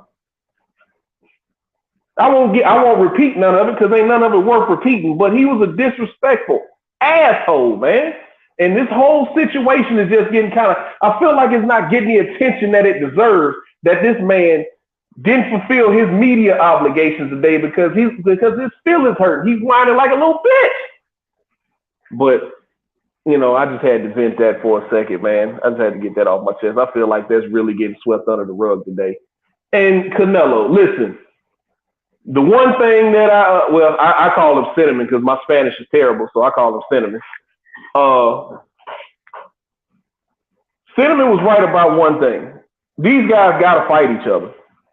Like, it makes no sense why he has 7 different guys. Like, I think it's 6 or 7 guys in line right now waiting to fight him. He told him, I'm busy. I thought that was some gangster shit. I'm busy. Y'all fight each other. I'm busy. I'm not a fan of him. I don't care about him one way or the other, but that was some gangster shit. I'm busy. Y'all go do something else. Y'all kids, go find something to do. I'm busy over here. I'm about to go for another belt in another division. I think Bivol is a tougher fight than what Charlo would have been. I didn't ever think he was gonna fight Charlo anyway. My guy L-Dub disagrees with me, but I think he was using Charlo's name to leverage another fight and leverage more money with the zone.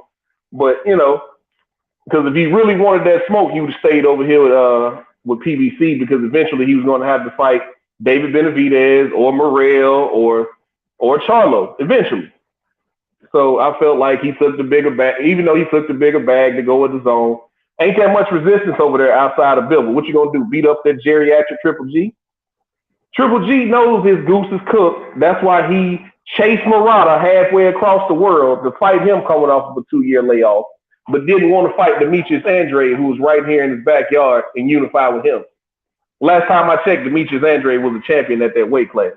And I don't blame Demetrius Andrade one bit for moving up, even though that weasel Eddie Hearn decided not to pay him. It's crazy how, he ain't got no more money, man. He ain't got no more money. Look at his own schedule. Like, really take a second and look at it. It's all women's fights in these lower weight classes. It's all women's fights in lower weight classes. Between paying Anthony Joshua his guarantee, which God knows when he's probably gonna have to take another fight, because Usyk may never fight again, because he's on the front lines fighting in a war right now. He's not fighting again this year, let alone maybe not even again. Respect to him and the rest of the Ukrainian fighters who decided, to fight for their country during this time. But he's got to pay Anthony Joshua a big bag. He's got to pay Canelo a big bag. Ain't nobody else got no more money. That's why Devin Haney ain't going to get that fight. Kambosos going to fight a mandatory.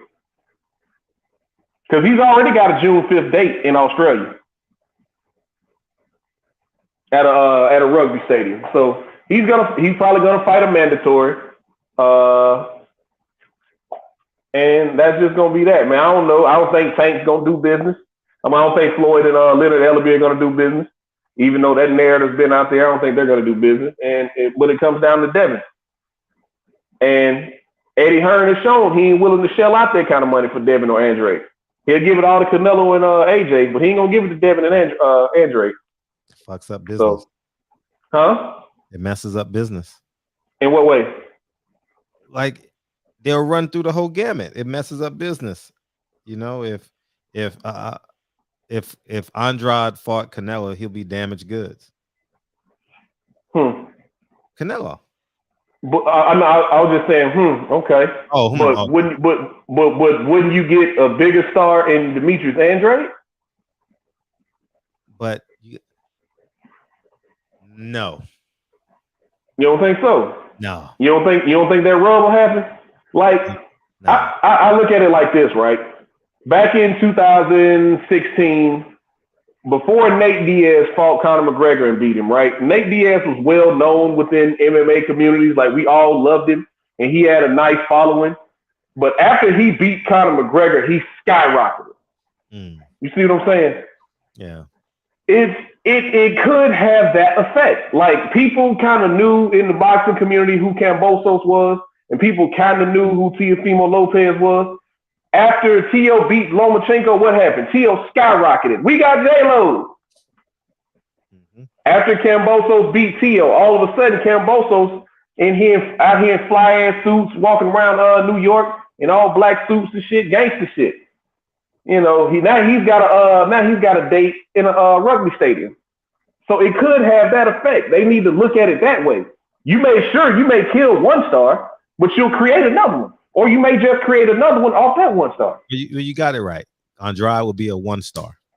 That will be his value, 1 star. You ain't right, Fred. You ain't right, Fred. He don't have it. He don't have it. He's a weirdo. But people like that though, Fred. No, but I use the term loosely. Like, I got you. He doesn't relate well to fans, the audience. Even in interviews, you like, what are you talking about? Like, he don't even make sense in his interviews sometimes. I'd be like, you said all of that to say this? Like, and so he just don't have it. He's a hell of a fighter. He made a lot of money, and but in terms of being a star, you gotta change his nickname. Ain't no grown man gonna call you that. Okay, so I get it. It's like the WWE thing. A lot of the best performers didn't necessarily have mic skills, so their career didn't advance the way it should have. Mm-hmm. You don't have I got you. I got you. He don't have it. He's great in the ring. He just don't have it. I got you. I just want to see the man get a big fight, man. It's clear that the other champions in that division didn't want to fight him. And Cinnamon, listen, believe Cinnamon when he talked, man. That man told y'all Andre wasn't going to ever get that fight. That man told y'all that. Y'all didn't believe it. But he told you several times. He ain't ever getting that fight. And what has he shown you to say otherwise? But hey, I'm going to stick this little MMA in here real quick. Colby Covington, Jorge Masvidal this Saturday. I want them to beat the absolute living shit out of each other. I really don't care who wins. But boxing fans who are really not familiar with these two, imagine if Errol Spence and Jermell Charlo had a real beef with each other. They were training partners, had the same trainers, came up in the same gym, have known each other for years, but for somehow, some way, something happened and they had a rift. Now they got, it's two sides and then the truth. Both guys got their side of the story. But somewhere in there, them guys started hating each other after training together almost 10 years. Wow. So imagine if Errol Spence and Jermell Charlo had a real beef with each other and decided to fight. Man, this is going to be a good fight, man. And there's other great fighters on the card, but they're not well-known names, but it's great fight. So y'all check that out if y'all ain't got nothing else to do, man. Like I say all the time, I've been cheating on boxing with MMA because the bitch got to know I got options. Mm-hmm. But shout out to everybody in the chat, man. Fred, thank you for having me on as always, man. Take care of yourself. It's all love, man. Let me bring both of them on at the same time. Appreciate you, DJ. All right, man. Peace, King. What's up? We got Troy and Everything Boxing. What's up, y'all? What's up? Oh, we got Champion Heart. You coming in, champ? Okay, us four. Let's hang out tonight. What's up? Yeah, Champion. Fred. Hey, Fred, do I have that feedback again? No, you good. Go ahead, bro. All right. No. Good. I actually want to talk about Dillian White, but I want to see what everybody else got on their mind. What's up, Everything Boxing? How you doing, brother? What's happening with it, Champion Heart? Man, what's up, Shaw, a.k.a. Porter? Man. I had something for Fred, but go ahead. Oh, good. Shoot. Kill me, man. Kill me. Go ahead. Nah. It's this. So, but I'm going to let Champion Heart say what he got to say first. It was a brother that called right before DJ got on, and he was saying that he didn't understand the issue with the hate between Spence and Crawford. The thing is, man, is that it's fans being fans. I spoke about this on another channel. I mean, it's fans being fans. It is what it is. When you and you touched on it a little bit, Fred. When you watch the playoffs, when you watch the Super Bowl, you don't want both teams to win. You pick a side. So that's all it is. Of course, some fans are more emotional than others, but at the end of the day, you know what I'm saying? It's fans being fans. I mean, I didn't like that interview that Crawford did when he was talking to Radio Raheem, and he started with the black people, we tear each other down and all that stuff, when his own crew, is a part of it. With the stuff that his boy, what's his name, Barney, whatever, with the stuff that he does, So I didn't really, he could have kept that whole thing out of it. Like I said, at the end of the day, it's just fans being fans, man, and that's what that is. People don't know their history. You had when Ali fought Frazier, you had the same thing. People hated Ali so much, and they wanted Frazier to win so bad. That first fight, when Ali clearly outboxed him, he only won that one round when he dropped him. But as soon as he got back up, Ali went back to work. But because they wanted Frazier to beat him so bad, they gave him that fight. But if you watch that fight, that was it, because they were going 15 rounds in. And with the end of that fight, Ali won the rest of that fight. You know, so it's always, it's always been like that with fans choose sides. In boxing, this is nothing new. But people don't know the history. Go ahead, Troy. Ali What were lost that you about fight. to say? Troy, what were you about to say? I was saying that honestly, Ali lost that fight. That first If one? he didn't, yes, he did. Clearly. Nah, man. Nah. Watch that fight again, man. The only round he lost I don't was have to. I've seen it enough times. He lost that fight. nah. Ali, when he dropped Ali, the rest of the rounds, man, Ali was picking him apart. The rest of that fight. Nah, I guess you must have missed the rest of the round, like round 11. I mean, how else do you get because his jaw was broke. Yeah, How you his get your jaw jaw was broke broke. in one round? Yeah, his jaw He was broke. lost that fight. He lost the fight, and if he didn't lose the fight, then he would have complained. He lost. He clearly lost that fight. Clearly. Nah, not at all. You got to watch that fight again, brother. But let me say this about Dillian White, because I keep hearing how he ducked this and ducked that. When it comes to Wallin, you can't duck a fighter that you chose to fight. He had an opportunity to get his shot against Fury. He didn't need Wallin, so he just left. He's the one who chose to fight Wallin to keep busy. Unless you could tell me who is Wallin, and what has he done besides lose to Fury, and that is his claim of fame, right? What else has he done? Nothing. So there's no ducking there. That was just a business move, right? He's not ducking Fury right now. When he signed the contract, he clearly stated, I'm not going to help you market this fight because he doesn't feel he's getting paid his value. So basically, he's keeping his word. He'll show up for the fight. He'll show up in the ring, and he'll knock Fury out, and he'll become. After that, he'll march. He'll go on to be undisputed, unless Anthony Joshua gets his head together. Then he'll lose. But no one is ducking anybody.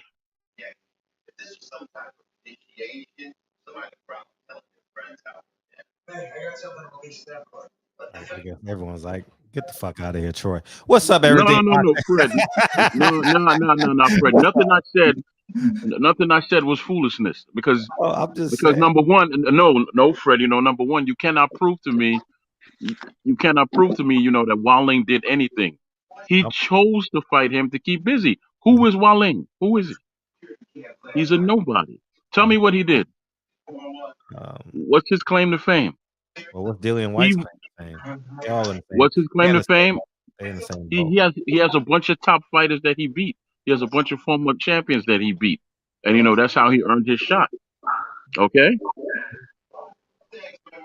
And as I stated, once he signed the contract, he said, I'm not going to help you market the fight. He's just doing that. He's in the gym. He's in the gym getting ready for the fight. Mm-hmm. Are we talking about the same Dillian White whose B sample disappeared? Who's what? Whose B sample disappeared Okay, listen, Champion Heart. Let's try to stay on point.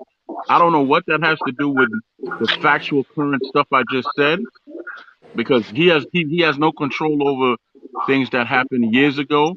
He didn't pop dirty. He was fine. And the truth is, the only reason you brought that up is because you can't default anything I said. You flat out can't. Didn't your boy go to sleep though? Again, yes, he did, but that has nothing to do with what's going on in the here and now. He went to sleep and he came back and he won the fight. Again, nobody on this panel, nobody from the host to all of you, can default anything I just said. That's why y'all picking. His B side. Oh, he got knocked out. I gotta Okay, say, fine. hold on. Why do you got so much? Why do you got so much? Why do you think Dillian White is this heavyweight superstar? Great. I don't think that. Ask me the way you come ask me the question. Ask me the question, but don't assume anything. He got a better shot at beating Tyson Fury as me going down to the bank and saying, "Hey, give me $1 million a loan right now so I can buy a damn amusement park." Ain't no fucking way. Dude, Why don't you you out your explain that fucking though? mind, No, no, man? no, no, Come no. on, man. Listen. Why don't we Hey, keep I it came on here boxing? for one reason and one reason only, Troy. You know what Okay, that was to do? hold up. You know why I came Carl. on the show tonight? Why don't you explain how Tyson Fury beats White, and I'll give you my breakdown of how White's gonna beat Tyson Fury. Thank you, Fred. God damn. I don't know how you're basing. What are you basing Dillian White career on that he would beat Fury? I don't understand that. Motherfucker, he gives me a goddamn migraine with this Dillian White shit. I guess that means good night, Troy. That motherfucker weak, man. We ain't man, this ain't the Dillian I White can't hear you with platform. the music. Oh, Fred is wow. beating Fred, and of course he can kick me off the show only once, but that proves my point. That you all can't prove your I'm point. with you. That's all I'm saying. I'm with you. Do that. It's actually very immature too, because I have my own show, and I would never do that to anybody. On my own panel, man, ever. Oh, what you do, man? The things you gotta do. Appreciate you, Troy. Appreciate you, big homie. Fuck Dillian White. Yeah, I don't know where his logic is coming from with Dillian White, man. That's crazy. Get out there, Troy. All right, he gone, man. Appreciate you, man. Listen, man. I had enough of that shit, man. Listen, I had to put my daughter down and run down the stairs and get on this live to get him the fuck out of here. I love Troy, man. But when it comes to this boxing shit, I don't know what planet, what drug he's sniffing on. Cause get the fuck out of here. Nah, he signed the contract. Oh, he has an he signed the contract. He didn't. He said, "I'm getting underpaid, but I'm gonna sign the contract." What are you talking about? You signed the contract. Dillian White pussy, man. Yeah, so he lost the fight before he even got in the ring, man. Yeah, it's like Terrence Crawford. It's racism.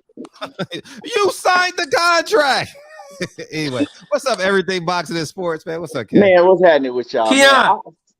What up? What's happening with it? What's good with it? Yeah, you're a so celebrity over here. I got something for you, Fred. Okay. I got something for you, Fred. Okay. So I'm watching the video right now. Oscar De La Hoya earlier. Right? I didn't watch it, but I saw it. Okay, and Oscar De La Hoya says that he sent Isaac Cruz $1 million contract. He sent Isaac Cruz people, right? PBC. He said that he sent it. He sent the offer. Wow. $1 million. So he said it was over $1 million. It's more money than Isaac Cruz made in the Tank Davis fight. He said it's more money than Isaac Cruz is making in this Gamboa fight. So he says that this is what he said. He says, I swear I sent the offer over. He said, now I'm not blaming it on Isaac Cruz. He said, but it's not my fault that his handlers didn't let him know that he had an offer like that on the table from us. He said, we tried to make that fight, but he says, hey, that obviously that his handlers didn't let him know. So he says, hey, they're keeping it from him. He says, they're keeping the offer from him, and he has no idea that we, reached out to the PBC and put that offer on the table. Now, I'm not on here to say what happened or what didn't happen. Now, if that is the case, because remember, Jamal Charlo said, man, I don't know nothing about no fucking offer for a Canelo fight. I never got no offer from. So this is the second. You know what I'm saying? This has been said several times. So I don't know. I just want to ask your opinion. Do you think that he really sent Isaac Cruz $1 million plus offer? And if so, do you think that they kind of just basically swept that shit through the side? Like, nope, we ain't fucking with them. We ain't doing no business with Oscar. I'll say this. I know for a fact Oscar sent Canelo, Jamal, or which one of them, a contract. I know for a fact. I don't know if it was for them to turn it down. I don't know if it was for them to accept, but I am 100% certain, because remember, I used to work out at a Golden Boy gym. You know what I mean? Well, not a Golden Boy gym, but a lot of Golden Boy fighters train there, and a PR person trained there. So I've had many conversations about Golden Boy, and they knew I didn't like him, yada, yada, yada, yada, yada, yada, yada. So I know that Golden Boy sent Jamal Charlo a contract years ago when I was trained, before COVID, well before COVID. And that's what I say to these fighters. You got to have your own representation. You got to have your representation cannot be attached to Al Haymon. Your manager is supposed to be separate from Al Haymon, or your promoter is supposed to be separate from Al Haymon. But when everything goes to TGB Promotions, who is basically a logistics manager, I had to treat myself right there. they don't promote. It gets sticky. So, I think that I think we're gonna meet Dion Gale real quick, but I think it's just important that these fighters understand that, and maybe their careers could last longer, be more lucrative, and they can take advantage of the Ali Act. And see, like me, I'm not saying that I believe him. I'm not saying I don't believe him. I don't know. You know what I'm saying? But this ain't the first time that we heard something like this. So if I'm Isaac Cruz and it's $1 million offer on the table that they ain't tell me about and they done swept aside on me, I'm pissed off. Right. As the fighter. Now, like I said, I'm not saying that Oscar De La Hoya is telling the truth. I'm not saying that he's lying. I don't know. But he was saying it like he said, man, I promise. We sent it over. Yeah. And, you know, yeah. It was like, we think that Isaac Cruz would have took it, but it's looking like that they never told him about it. I'll say this because and I'm glad you corrected me. Damn, you're a Crip. Do I believe? I didn't answer your question. I apologize. I would say yes. I would 100% yes. When these promoters say they sent contracts, I believe that they sent contracts, but they send contracts to be turned down. They send contracts to be accepted. So I would say yes. Do I believe it's $1 million? Hell no. Hell, man, come on, man. I don't believe $1 million. I'm not paying no Isaac Cruz $1 million, and Ryan Garcia got 300,000 in the last fight. Right. You see what I mean? So right. It's not adding up. The lies ain't the lies ain't adding up, and your alibis live in a different state, man. So right. That's why I want to ask you, because I know you know more about the fight purses and how much these fighters is making. So basically, what you saying is Ryan Garcia only made $300,000 his last fight. How the hell you gonna send Isaac Cruz that don't even got half the name that Ryan Garcia got? You gonna send him $1 million contract? So yeah, it just ain't adding up. Yeah. But it was interesting that he would say some shit like that, Yeah, I do believe that PBC keeps everything in house. For sure. I've had many conversations with people from PBC as to how they run their business, and that's why I know so much. They don't want nothing. They don't want no leakage, and that's why Bob Arum wasn't so mad that Al Haymon was taking the stars. He was mad that he was taking the fighters that keeps his fighters in business. The Jorge Cotas, the Willie Nelsons, the list goes on and on and on. So and the fact that he was overpaying, and now it's kind of leveled off. So now we're gonna see what's gonna happen now, because now Al Haymon really needs to outsource in the interim until he gets another deal somewhere, and I hope he gets another deal. But it looks like the Fox deal is done. It's only gonna be a pay-per-view platform, and so these fighters gonna have that might be done too. Because why would Errol Spence go to Showtime? Yeah, Errol Spence fighting no Showtime. Yeah. Yeah. So yeah, I don't believe it was $1 million though. Nah, not at all. If that's the case, the Zone would have said it. Right. So not at all. What's up, Dion? What's up? What's my last name? Oh shit, man. We gotta get you out of here, man. You double talking and shit. What's up, Mr. Cole, Mr. Gale? Sorry. Here you go, Fred, with that Gale shit. It's a big ass G. It's not big on my screen. It's like the size of an ant. But continue. Man, what y'all think about that LeBron? Keon, I love that question. What's that? They booing LeBron. They booing him. Yeah, because that circus in LA now. Man. It's a circus. Why they? Hey, you know what's funny though? LeBron been playing. The rest of them bums need to pick it up. Hey, shit. You know what's crazy though? When we was straight ass cheeks with Smush Parker, they ain't booed for shit. Hell no, We're not that far out the playoffs, guys, and they are here booing. Sit y'all dumbasses down. I'm gonna tell y'all where they fucked up at, right? When Russell Westbrook walked in that motherfucking arena with that skirt on, I knew it was a rap. I knew it was a rap. I said, why the fuck we get his ass? That's it. We cursed ourselves. I'll tell you where it went wrong. It went wrong when y'all gave up too much defense for Anthony Davis. Well, what? I've been saying, we won a championship. What are you talking about, man? I've been saying, and you got handed a championship. You didn't win nothing. How did we get handed to us? It was a handicap. It was a handicap championship. But how was it a handicap championship when everybody was in the same fucking bubble? All right, Milwaukee was gonna throw the whole playoffs off, right? Them motherfuckers threw one game. I'm just saying, they didn't even throw the game. They postponed it. Why didn't LeBron do it? What? Why didn't LeBron do it? Why LeBron do what?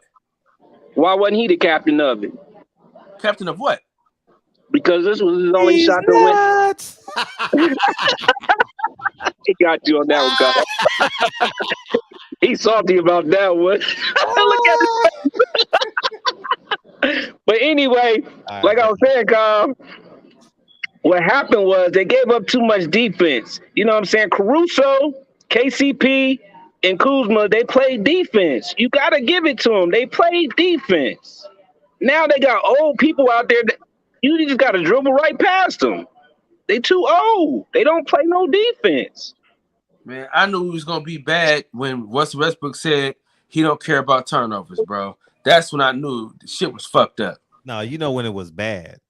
When we was on this show and DB is debating me. I said the Lakers aren't going to be good. How you know they're going to be good, man? They ain't going to be good. Hey, man, it's like a sin if you disagree with him about the Lakers. I said they don't have no shooting and they're old.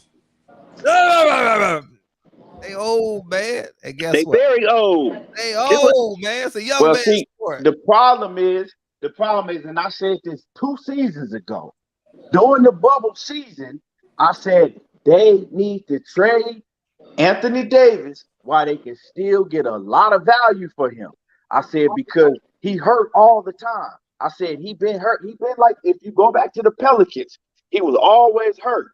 That's why the Pelicans, they never reached their full potential when they had him and Cousins.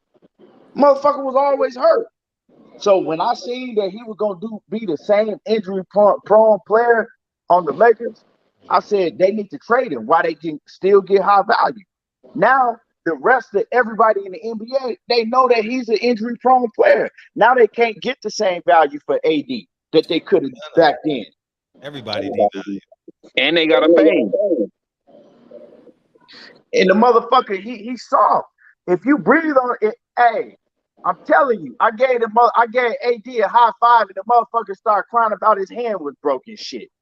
I said, man, this dude fragile as hell. Man, AD smoke weed, man. That's why he always hurt. That's why he always hurt, bro. He got a guaranteed contract. He ain't got to play. You know what I'm saying? But and it's just a simple fact. This is the problem I have with LeBron. You say you the king of everything. You doing what you supposed to do, but you got to get the other ones to do it. How the fuck he supposed to do that? He can't shoot the ball for him. How you fucking supposed to do that? You supposed to check him like Jordan used to check people. Man, Jordan ain't check shit, nigga. What did he do before Scottie Pippen got there? Not a goddamn thing. Man, cut the bullshit short, man. Cut that shit short, man. Cut what short? Cut what short? Jordan ain't grab nobody and make them motherfuckers better like that, cuz. Come on, man. Think about it before you answer with your emotions. Did Jordan make Steve Kerr better? How you make a nigga better? How did he make him better? Think By about passing it. nigga the ball when he wide open? Answer the question.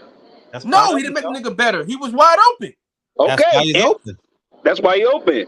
Did he make BJ Armstrong better? Don't niggas be wide open when LeBron got the ball? And they missed the shot. Did you answer my question? Man, y'all niggas crazy. Go ahead, bro.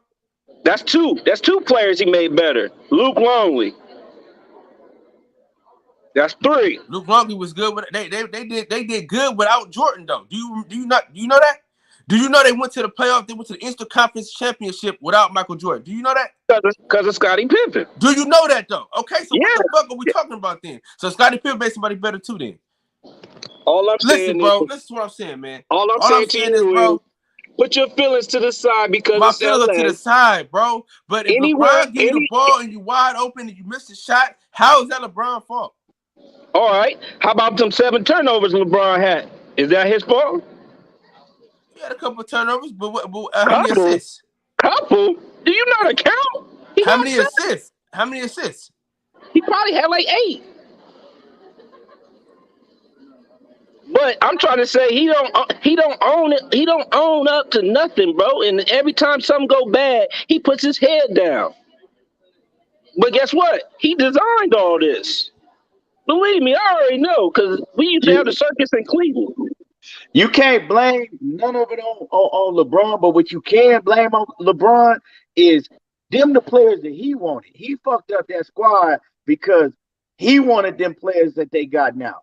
Like you said, they should have kept Kuzma. They should have kept KP, Caldwell Pope. You know, and he fucked up that team.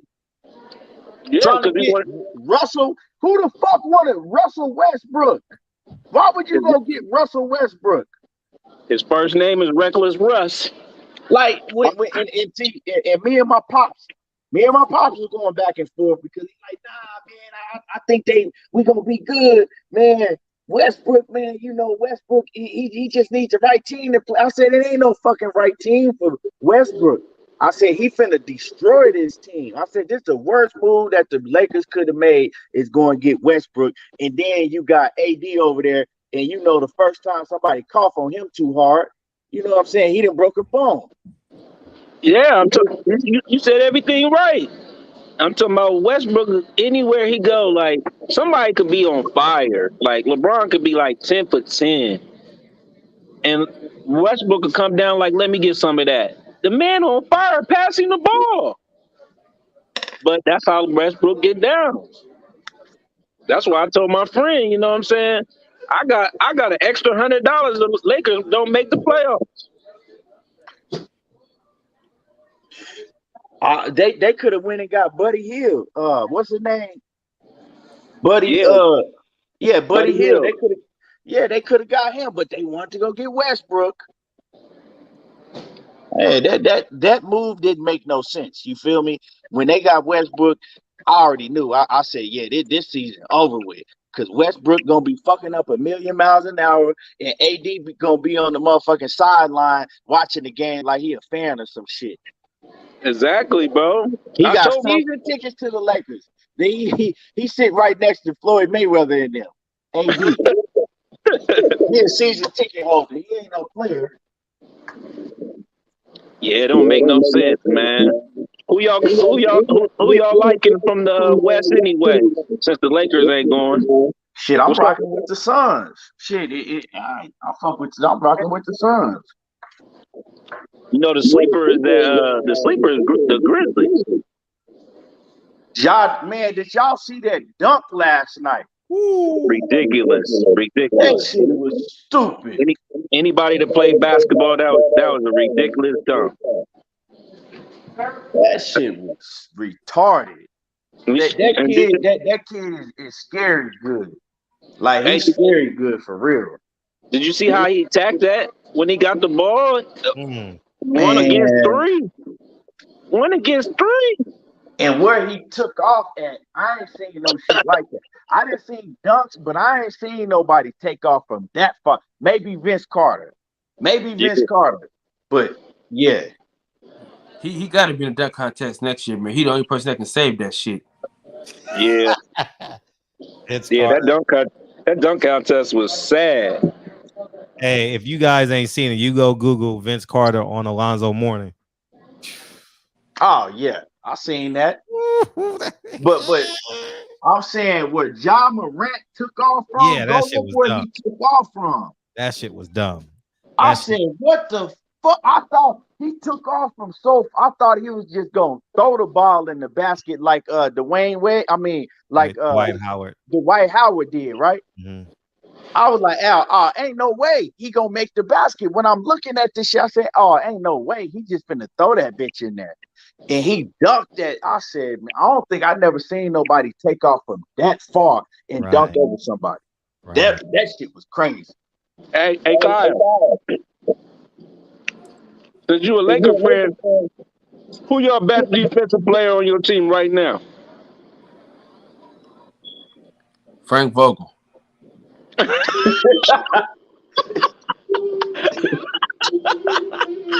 I'm a diehard Laker fan. Shit. Them niggas is ass. Listen, bro. They sorry though. Them niggas is ass. But I just can't allow you to put this the onus on LeBron, man. The LeBron James slander could not take place. This shit. Hey, that white boy can play. That rookie they got that motherfucker. Listen. He can ball. Man, Horton Tucker, I can't remember his name. Horton Tucker, he was hanging out with me, eating hella Twinkies and donuts and shit on the off season. I mean, he can't get up the court. Yeah, he that shit. How he came back was disrespectful because we were looking forward to him being really being a problem.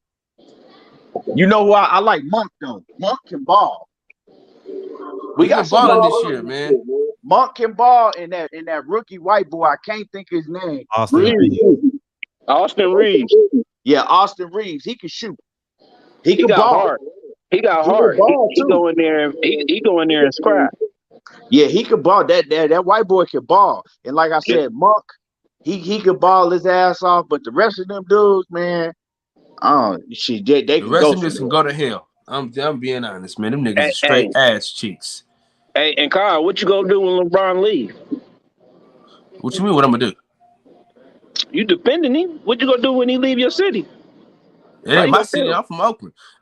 Shit, nothing. I'm still root for the Lakers. Nigga, I've been rooting for the Lakers since I was 8 years old. They ain't gonna change now.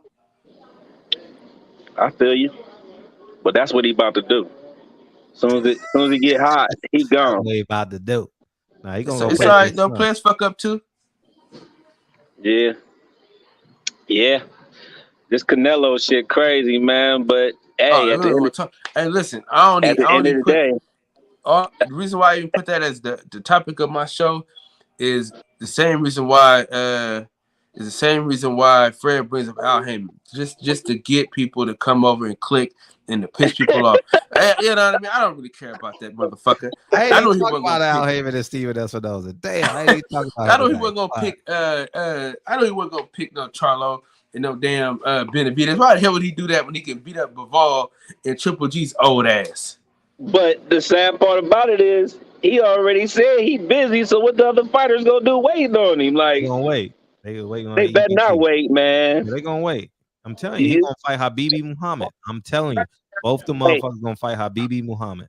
Well, if they fight somebody like that, he's trying to play process of elimination. That's all he's trying to do. His whole career is process of elimination. Well, what he's is trying to get everybody though? to What beat is each their other. career? You just get the one person. What is Charlo's career then? So Canelo. Chasing Canelo. Is his career based upon getting a Canelo fight? He's a woman then. He chasing a man like, hey, you see me, man? You see me? Like Andre, you see me? I'm right here. Like a motherfucking circus clown. You know? And you know the gay shit about it though? What's that? He said he don't fight at 168, but he'll fight at 168 against Canelo. I know that. I was gonna make a big stink about that, but I didn't want to be the only one talking about it. Because I ain't want that energy. I normally don't root against the black guy, but if he fight Benavidez, I'm rooting like a motherfucker, dog. He ain't gonna fight Benavidez. He already showed that. Man, these motherfuckers, man. He already showed that. He gonna tell Benavidez he gonna need to take a GED test or something before he get in the ring. Yeah, I'm telling you, man, he gonna fight David Lemieux twice. I'm telling you, man. Benavidez gonna get a rematch with David Lemieux, and Jamal Charlo is gonna fight his court case. That's what he gonna fight. Don't say that, Phil. Don't say that, Fred. We don't want to see that Lemieux fight twice. No, the grand jury picked it up. What are you talking about? What, the Lemieux fight? Oh, he's about the Lemieux fight. No, I'm talking about his case. He got to beat his case, and I don't think it's serious. But the grand jury picked it up. But I don't know. I don't think it's that serious. But it's gonna be hard. When the grand jury pick it up, that means they was gonna let it go, but the grand jury gonna make some money off of it. Yeah, I got it. Yeah, so I don't think it's serious, but he got to fight that case, and with no money. How you gonna fight that case with no money, man? Like, because he ain't making no money. You can say however much money you can say Charlo made, he ain't got it because he fighting once a year, and I don't see him doing no commentating jobs. I don't see him with no merchandise, no. Come on, Fred, man. Come on, man. Jamal Charlo, that man got money, man. That man. No, I'm not saying he's broke. He's not making money. You get what I'm saying? Like you got to make money. I mean, we don't know what investments that man got. Sure. You're right. You're absolutely right. So I mean, his public profile indicates to me. I'm gonna take a hypothesis and say it's not like he has like smart money makes smart investments, man. I'm a real shrewd businessman. Like he ain't making no Floyd Mayweather. Floyd is a. How you feel about that deal today, Fred? How like what? How you feel about that deal he made today? Who? Who? Floyd. Floyd made a deal today? Yeah. He partnered up with somebody to make a. You making shit up, nigga? I'm serious, nigga. Oh, I don't follow him on Instagram. I don't either. I mean, I do, but I see no shade from him. Oh, what? What's the product? What's the product? I'm about to advertise on Shade Room. What's the product? What do you sell? Real estate.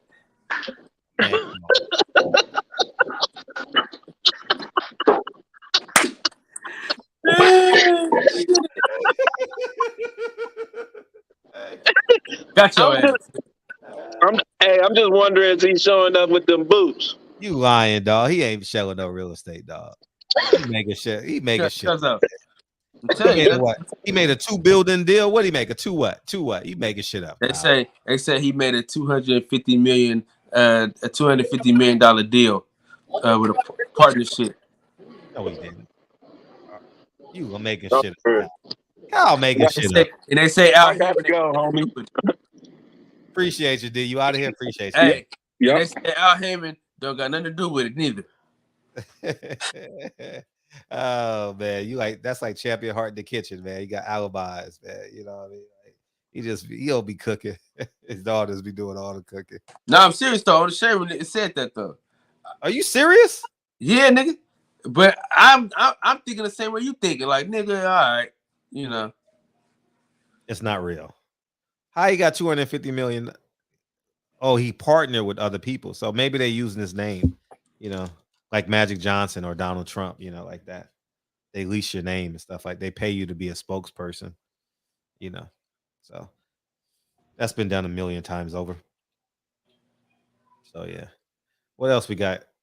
Everybody good? You good, Champion Heart? Or you fell asleep? Oh. Hey, what's up, man? You fell asleep. Look at you. Whenever a nigga say, "Hey," that nigga was asleep like a motherfucker. No, man. That motherfucker was asleep. I'm good. But I do have to lay down, man. So we can do Cooking with the Champ tomorrow. Okay, and for sure. Plus the video's still getting edited, so I'll get it. Yeah, well, say that, nigga. Don't try to. I know. But no, that's what I'm saying, though. I mean, I would have. I got to lay down anyway, regardless. But I get with you guys tomorrow, man. All right, salute to you, brothers. Appreciate you, dog, man. I All can't right. wait for tomorrow. All right, most definitely. All right, yeah. All right, champion. And we got Cooking with the Champ tomorrow. Hey, that shit is an instant classic, dog. Yo, man, that Sean Porter moment was funny, man. I had forgot about that shit and Money. I'm talking to Money, and he brought that shit up yesterday. Matter of fact. Oh man, Batman feeling good this week, huh? Where Batman? He ain't here. No, I'm just saying you in general on your show. He feeling good this week, huh? Yeah, you know, yeah. I get back. We if we talk about Canelo, bro.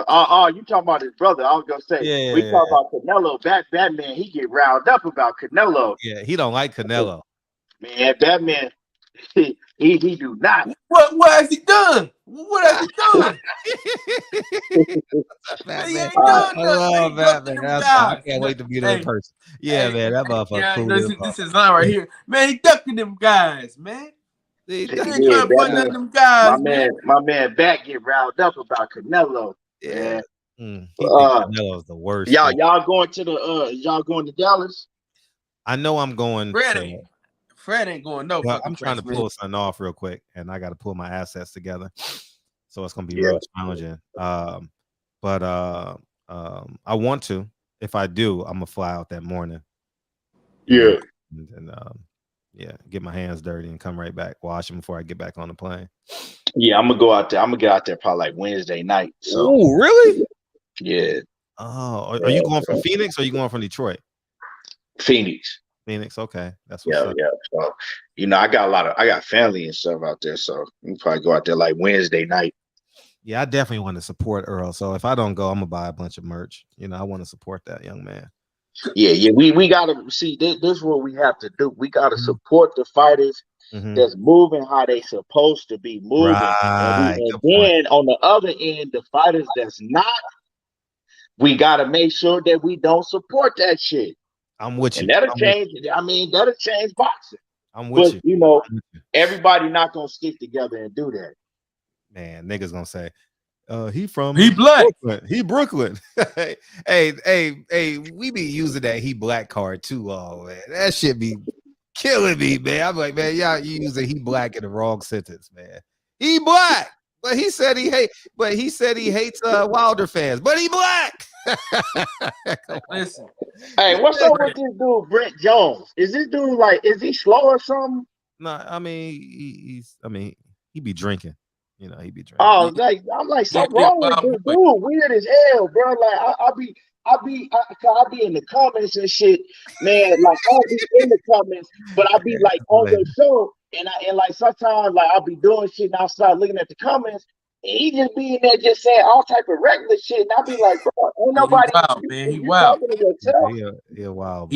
Listen, this nigga might be Jamel Charlo. That might this be nigga Jamel be Charlo. having a whole fucking fight with himself and shit. I'm like, nigga, ain't nobody in the fucking chat. He beamed in one time and cussed Mex out, man. He told Mex his brother was a false flagger, cuz that shit was hella. I'm like, bro, what's wrong with dude? Like, you know what I'm saying, dude? Hey, that's Jamel Charlo, dog. I'm telling you, that's Jamel Charlo. I'm telling you, that's Jamel. Jamel. Hey, man, you got I ain't lying. special as hell. Hey, you should beam in and show off your belts. Yeah, man. It's he definitely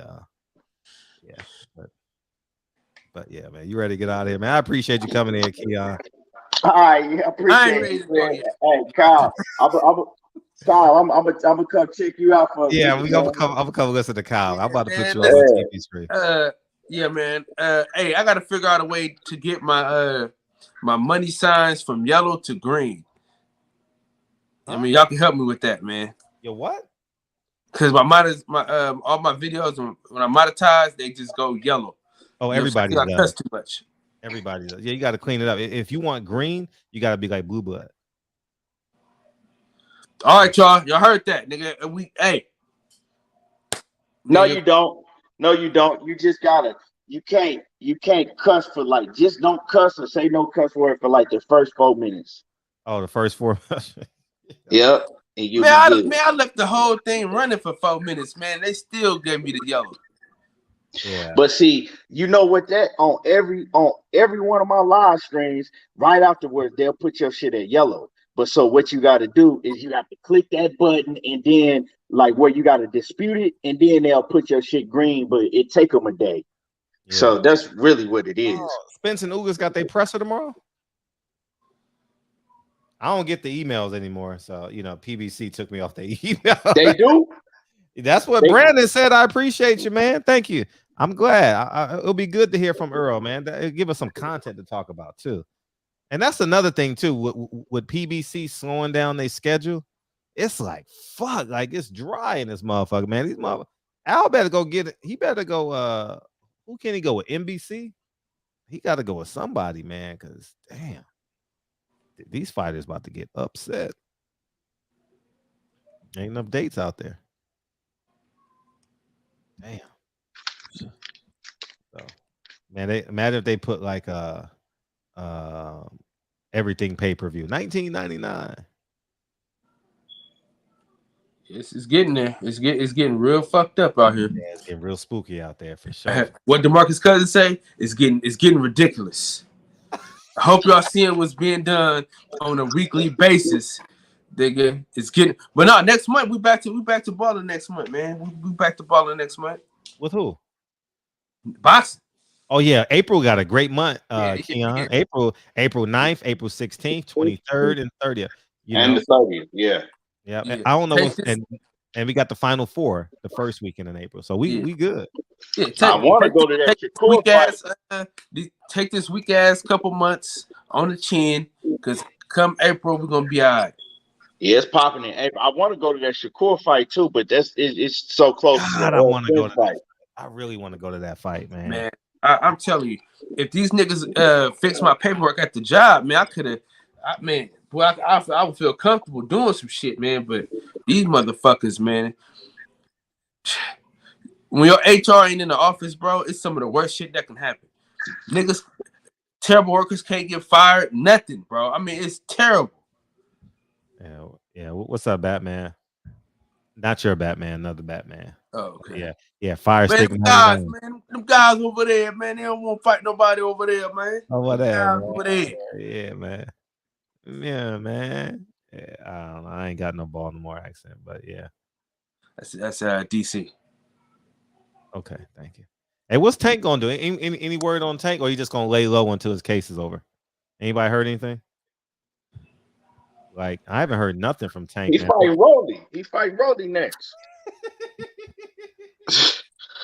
What he doing? He fighting Rolly next. They ain't got no fight date, but that's who he fighting next. Come on, man. That's the fight. I'm happy for Rolly.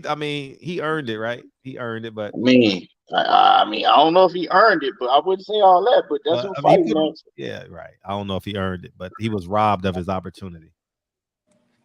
I don't know if that shit gonna be funny. Oh man, that shit gonna be classic. Shit. Well, we gotta get Devin rolling. Devin, you know the irony about Devin don't do too many interviews, dog. Just hit me right now. Devin got to do more interviews, man. He do a lot of tweeting though, so that covers up for his interviews though. He got to talk a little bit more, man. Especially now, but maybe the zone told him to be quiet because Mr. Haney ain't doing no talking either. So maybe when it goes dark, they out there working. So Devin Haney fans, keep your fingers crossed, man. That'll be great. My finger, man, please. Listen, bro. Stop, man. No, but Lomachenko was in the war. So that's important. So listen, bro. Listen. That gives him a longer time to hold on to them belts, brother. He get a longer time to hold them belts. He ain't in no rush. Oh, that's another thing I wanted to say. I forgot, Fred. What's up? So also Oscar said, I'm gonna be going over to Australia for the George Kambosos fight, and I'm gonna get with Lou DiBella so we can make the George Kambosos and Ryan Garcia fight. Oh yeah, that's right. So when he said that, I said, you know what? If he saying that, that means that he don't think that Devin Haney gonna get that fight, and George Kambosos is probably gonna fight some motherfucking bum to get a win over there in Australia, and then make a fight between him and Brian Garcia. I don't think Devin Haney gonna get that fight. I hope he gets the fight. He deserved the fight. I want him to get the fight, but I just don't see it. If he do, I'll be surprised. Yeah, I don't he think deserved the fight. He deserves it. He deserves it more than anybody in this world. But dog, don't hold your breath. That's all I'm saying, man. Don't hold your breath. Don't hold your breath. Don't hold your breath. For sure. Please don't, because you're gonna die. You know what I'm saying? You're gonna die a slow death if you hold your breath. I mean, because at this point, bro, I'm done with these niggas, man. Anytime they bring up Devin Haney, they only bringing him up just so they can get some clout off his name, and they ain't gonna fight him. They want to get that shade room and that Fashion Nova money. You know what I'm saying? Right after they say Devin Haney, we know, now everybody know who the motherfucker is. Then they say, oh, well, yeah, I'm going to go with Lumber. Come on, man.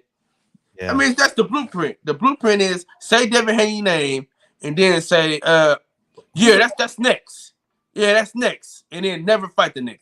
Who's more popular, Devin or Tank? Oh, Tank Davis, man, for sure. Tank Davis, okay. So he's second. Devin is second then.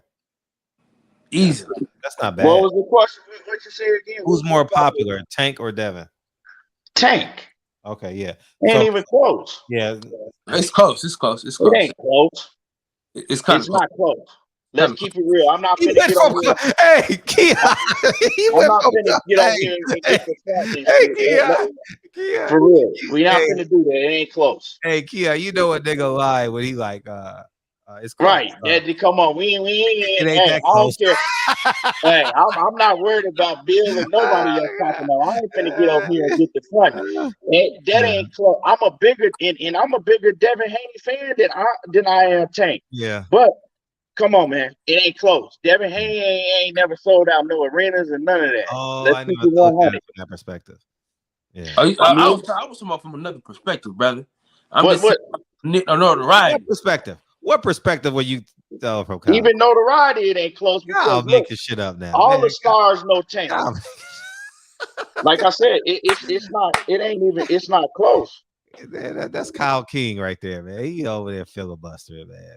Only in America, you know. Man, listen. In the words of the great philosopher, Kyle Davis, keep your foot in these suckers' necks, Fred. I appreciate you, Keon, dog. It's all love, man. You gotta come here more often and hang out. Yes, sir. I'll be watching you, but like I said, I know you be with the family. I know. Yeah. But man, I appreciate you letting me on. You know, come on, Keon. It's cool. Thank you. Kyle, like I said, I'm gonna be man. I'm gonna lay it down, but I'm gonna have you on my phone, man. Hey, Keon, I'm gonna tell you. Hey, I appreciate you because you know what I be doing when you on. I be in between. Like I be working out. And I got to pick Lincoln up. So I'd be done working out at 12, but I got to pick Lincoln up at 2:30. So I'd be like, fuck, I can't go home because if I go home, I got to take a shower. So I'll be like, let me just sit in the car under a tree. And I'll be rocking with you. So thank you. Shit. Thank you, dog. Yes, sir, man. Always great. Always great. Hey, listen, me and Keon are forever indebted because I got me a great dinner planned. Oh yeah. Hey, don't hey, Kyle, don't do me like that. Don't do me you like owe that. a big steak. We going to Grandy's. Hey, how's my how do it? We going to Grandy's and we gonna get a fried chicken. Hell no. Listen, you was about to disrespect my pockets, nigga. And I stood on what I don't even know what we stood for. Yeah, that motherfucker stood on it. $1,000 dinner for sure. No, man, don't do me like that. Hey, because he was talking that shit, huh, Fred? Man, I'm about to go to the most expensive steakhouse. I said, all right, nigga, okay, I got you. I don't know how Green Bay lost that game. Man, me neither. That shit corny. I had forgot that me and Kyle made that bet until he brought it up the other day. Big meal. I was like, damn, we sure did. Because he was trying to say that we bet on the Cowboys in the 49ers. I said, ain't no way in hell I bet on the Cowboys to beat the 49ers. In Charlo's voice, big meals. Y'all paying for big meals. Yeah, go ahead and dig into them savings, my boy. Because sir. I don't plan on. Listen, I told Fred I don't even plan on buying no food when I'm in Dallas if I go, cause Keon gonna the whole weekend. Cause I'm gonna get a big ass dinner on Friday and stretch it out till Sunday. Motherfucker gonna be, what's the dude? Motherfucker gonna be getting ordering steaks and shit from what's the dude? Salt Poppy or Salt Bay? Yeah, The dude that be sprinkling the motherfucker better put that shit in my mouth, motherfucker. Ain't no man put shit in my mouth. Niggas be like, oh, hey, how niggas open up their mouth for another man and they got their chin in the air? What the fuck is? Dog, I ain't lying, dog. They just, oh man, I don't know. Maybe I'm weird, but I think that's not. I don't think that's masculine. Dog. Hell no, he ain't putting shit in my mouth. Fuck that. What's wrong with you? For real. He'll get your fucking he'll get your goddamn hand away from my fucking jaws. Hey, but it's like a 5-year-old kid though. They chin me in the air like a dog at 6 p.m. when you come home and shit. Like, what the fuck is this? And that fucking meat be raw as hell. I don't eat no goddamn raw ass steak. Yeah, man, you ain't doing that. I need a little pink. I need a little pink. You know yeah, I eat my shit medium well, but I don't eat that bloody shit, man. Yeah. And then the nigga used the salt with his hands though. Like, right.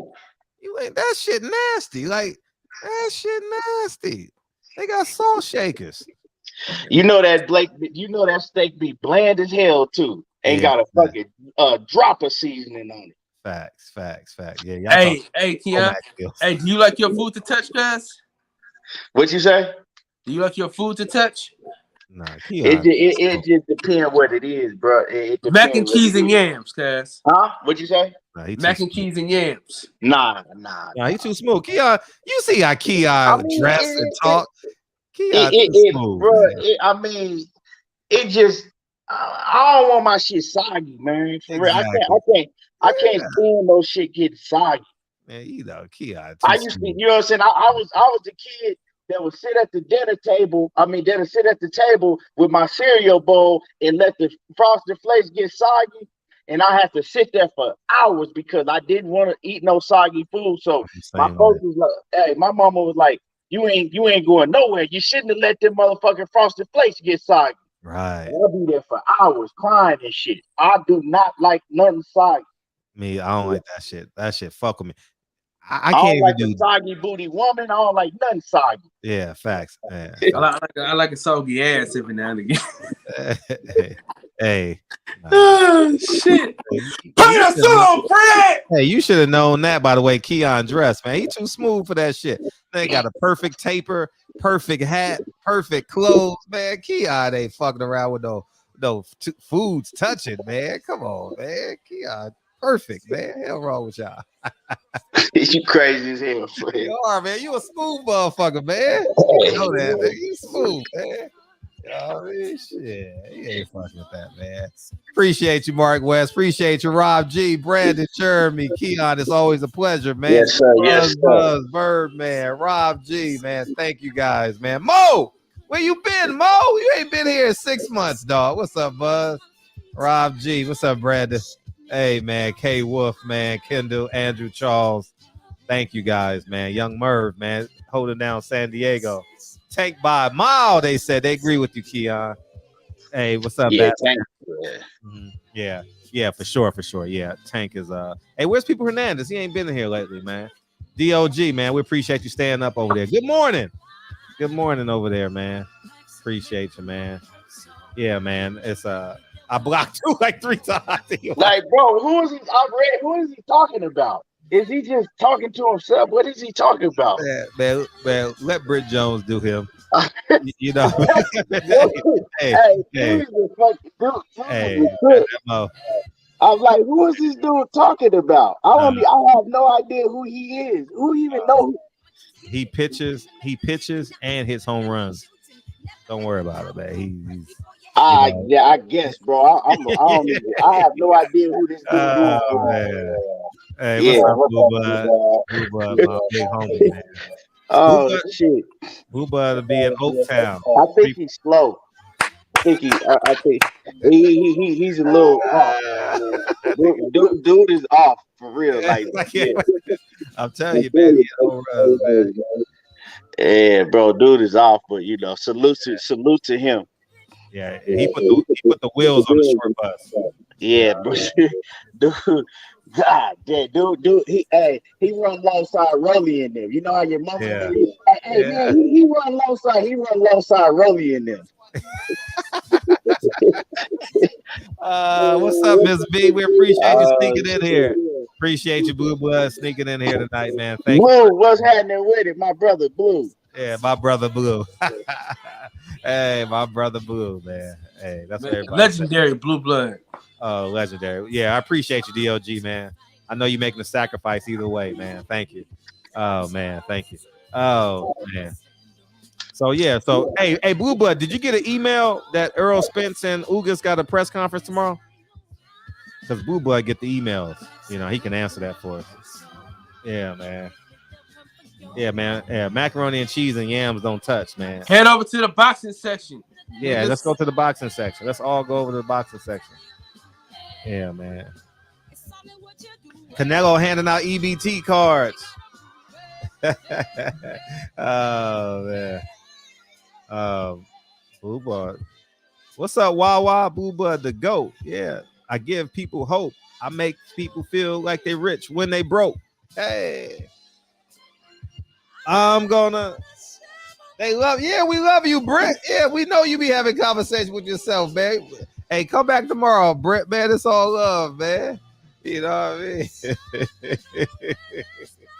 Oh man. Hey. I guess Boo Butt checked out. Yeah, let's go to the boxing section, man, and talk about Canelo. Sorry, ass Canelo. Hey. See, this is proof. I haven't ragged Al Haymon once this week because he put on a good card. See, I tell you, just give the fans what they want. We happy, man. I love y'all, man. We gone, man. What good card? Saturday was a good card. Oh yeah, it was cool. It was good. It was good. You sure? Hey, you see, more people started coming back to you, man. Once you stopped Al Haymon, hey, niggas like, oh shit, he come on out here today. Okay, cool. Oh man, I'm gone, man. Presidential Mike, Presidential Mike came back for a season. Oh, he did. He was here. Yeah.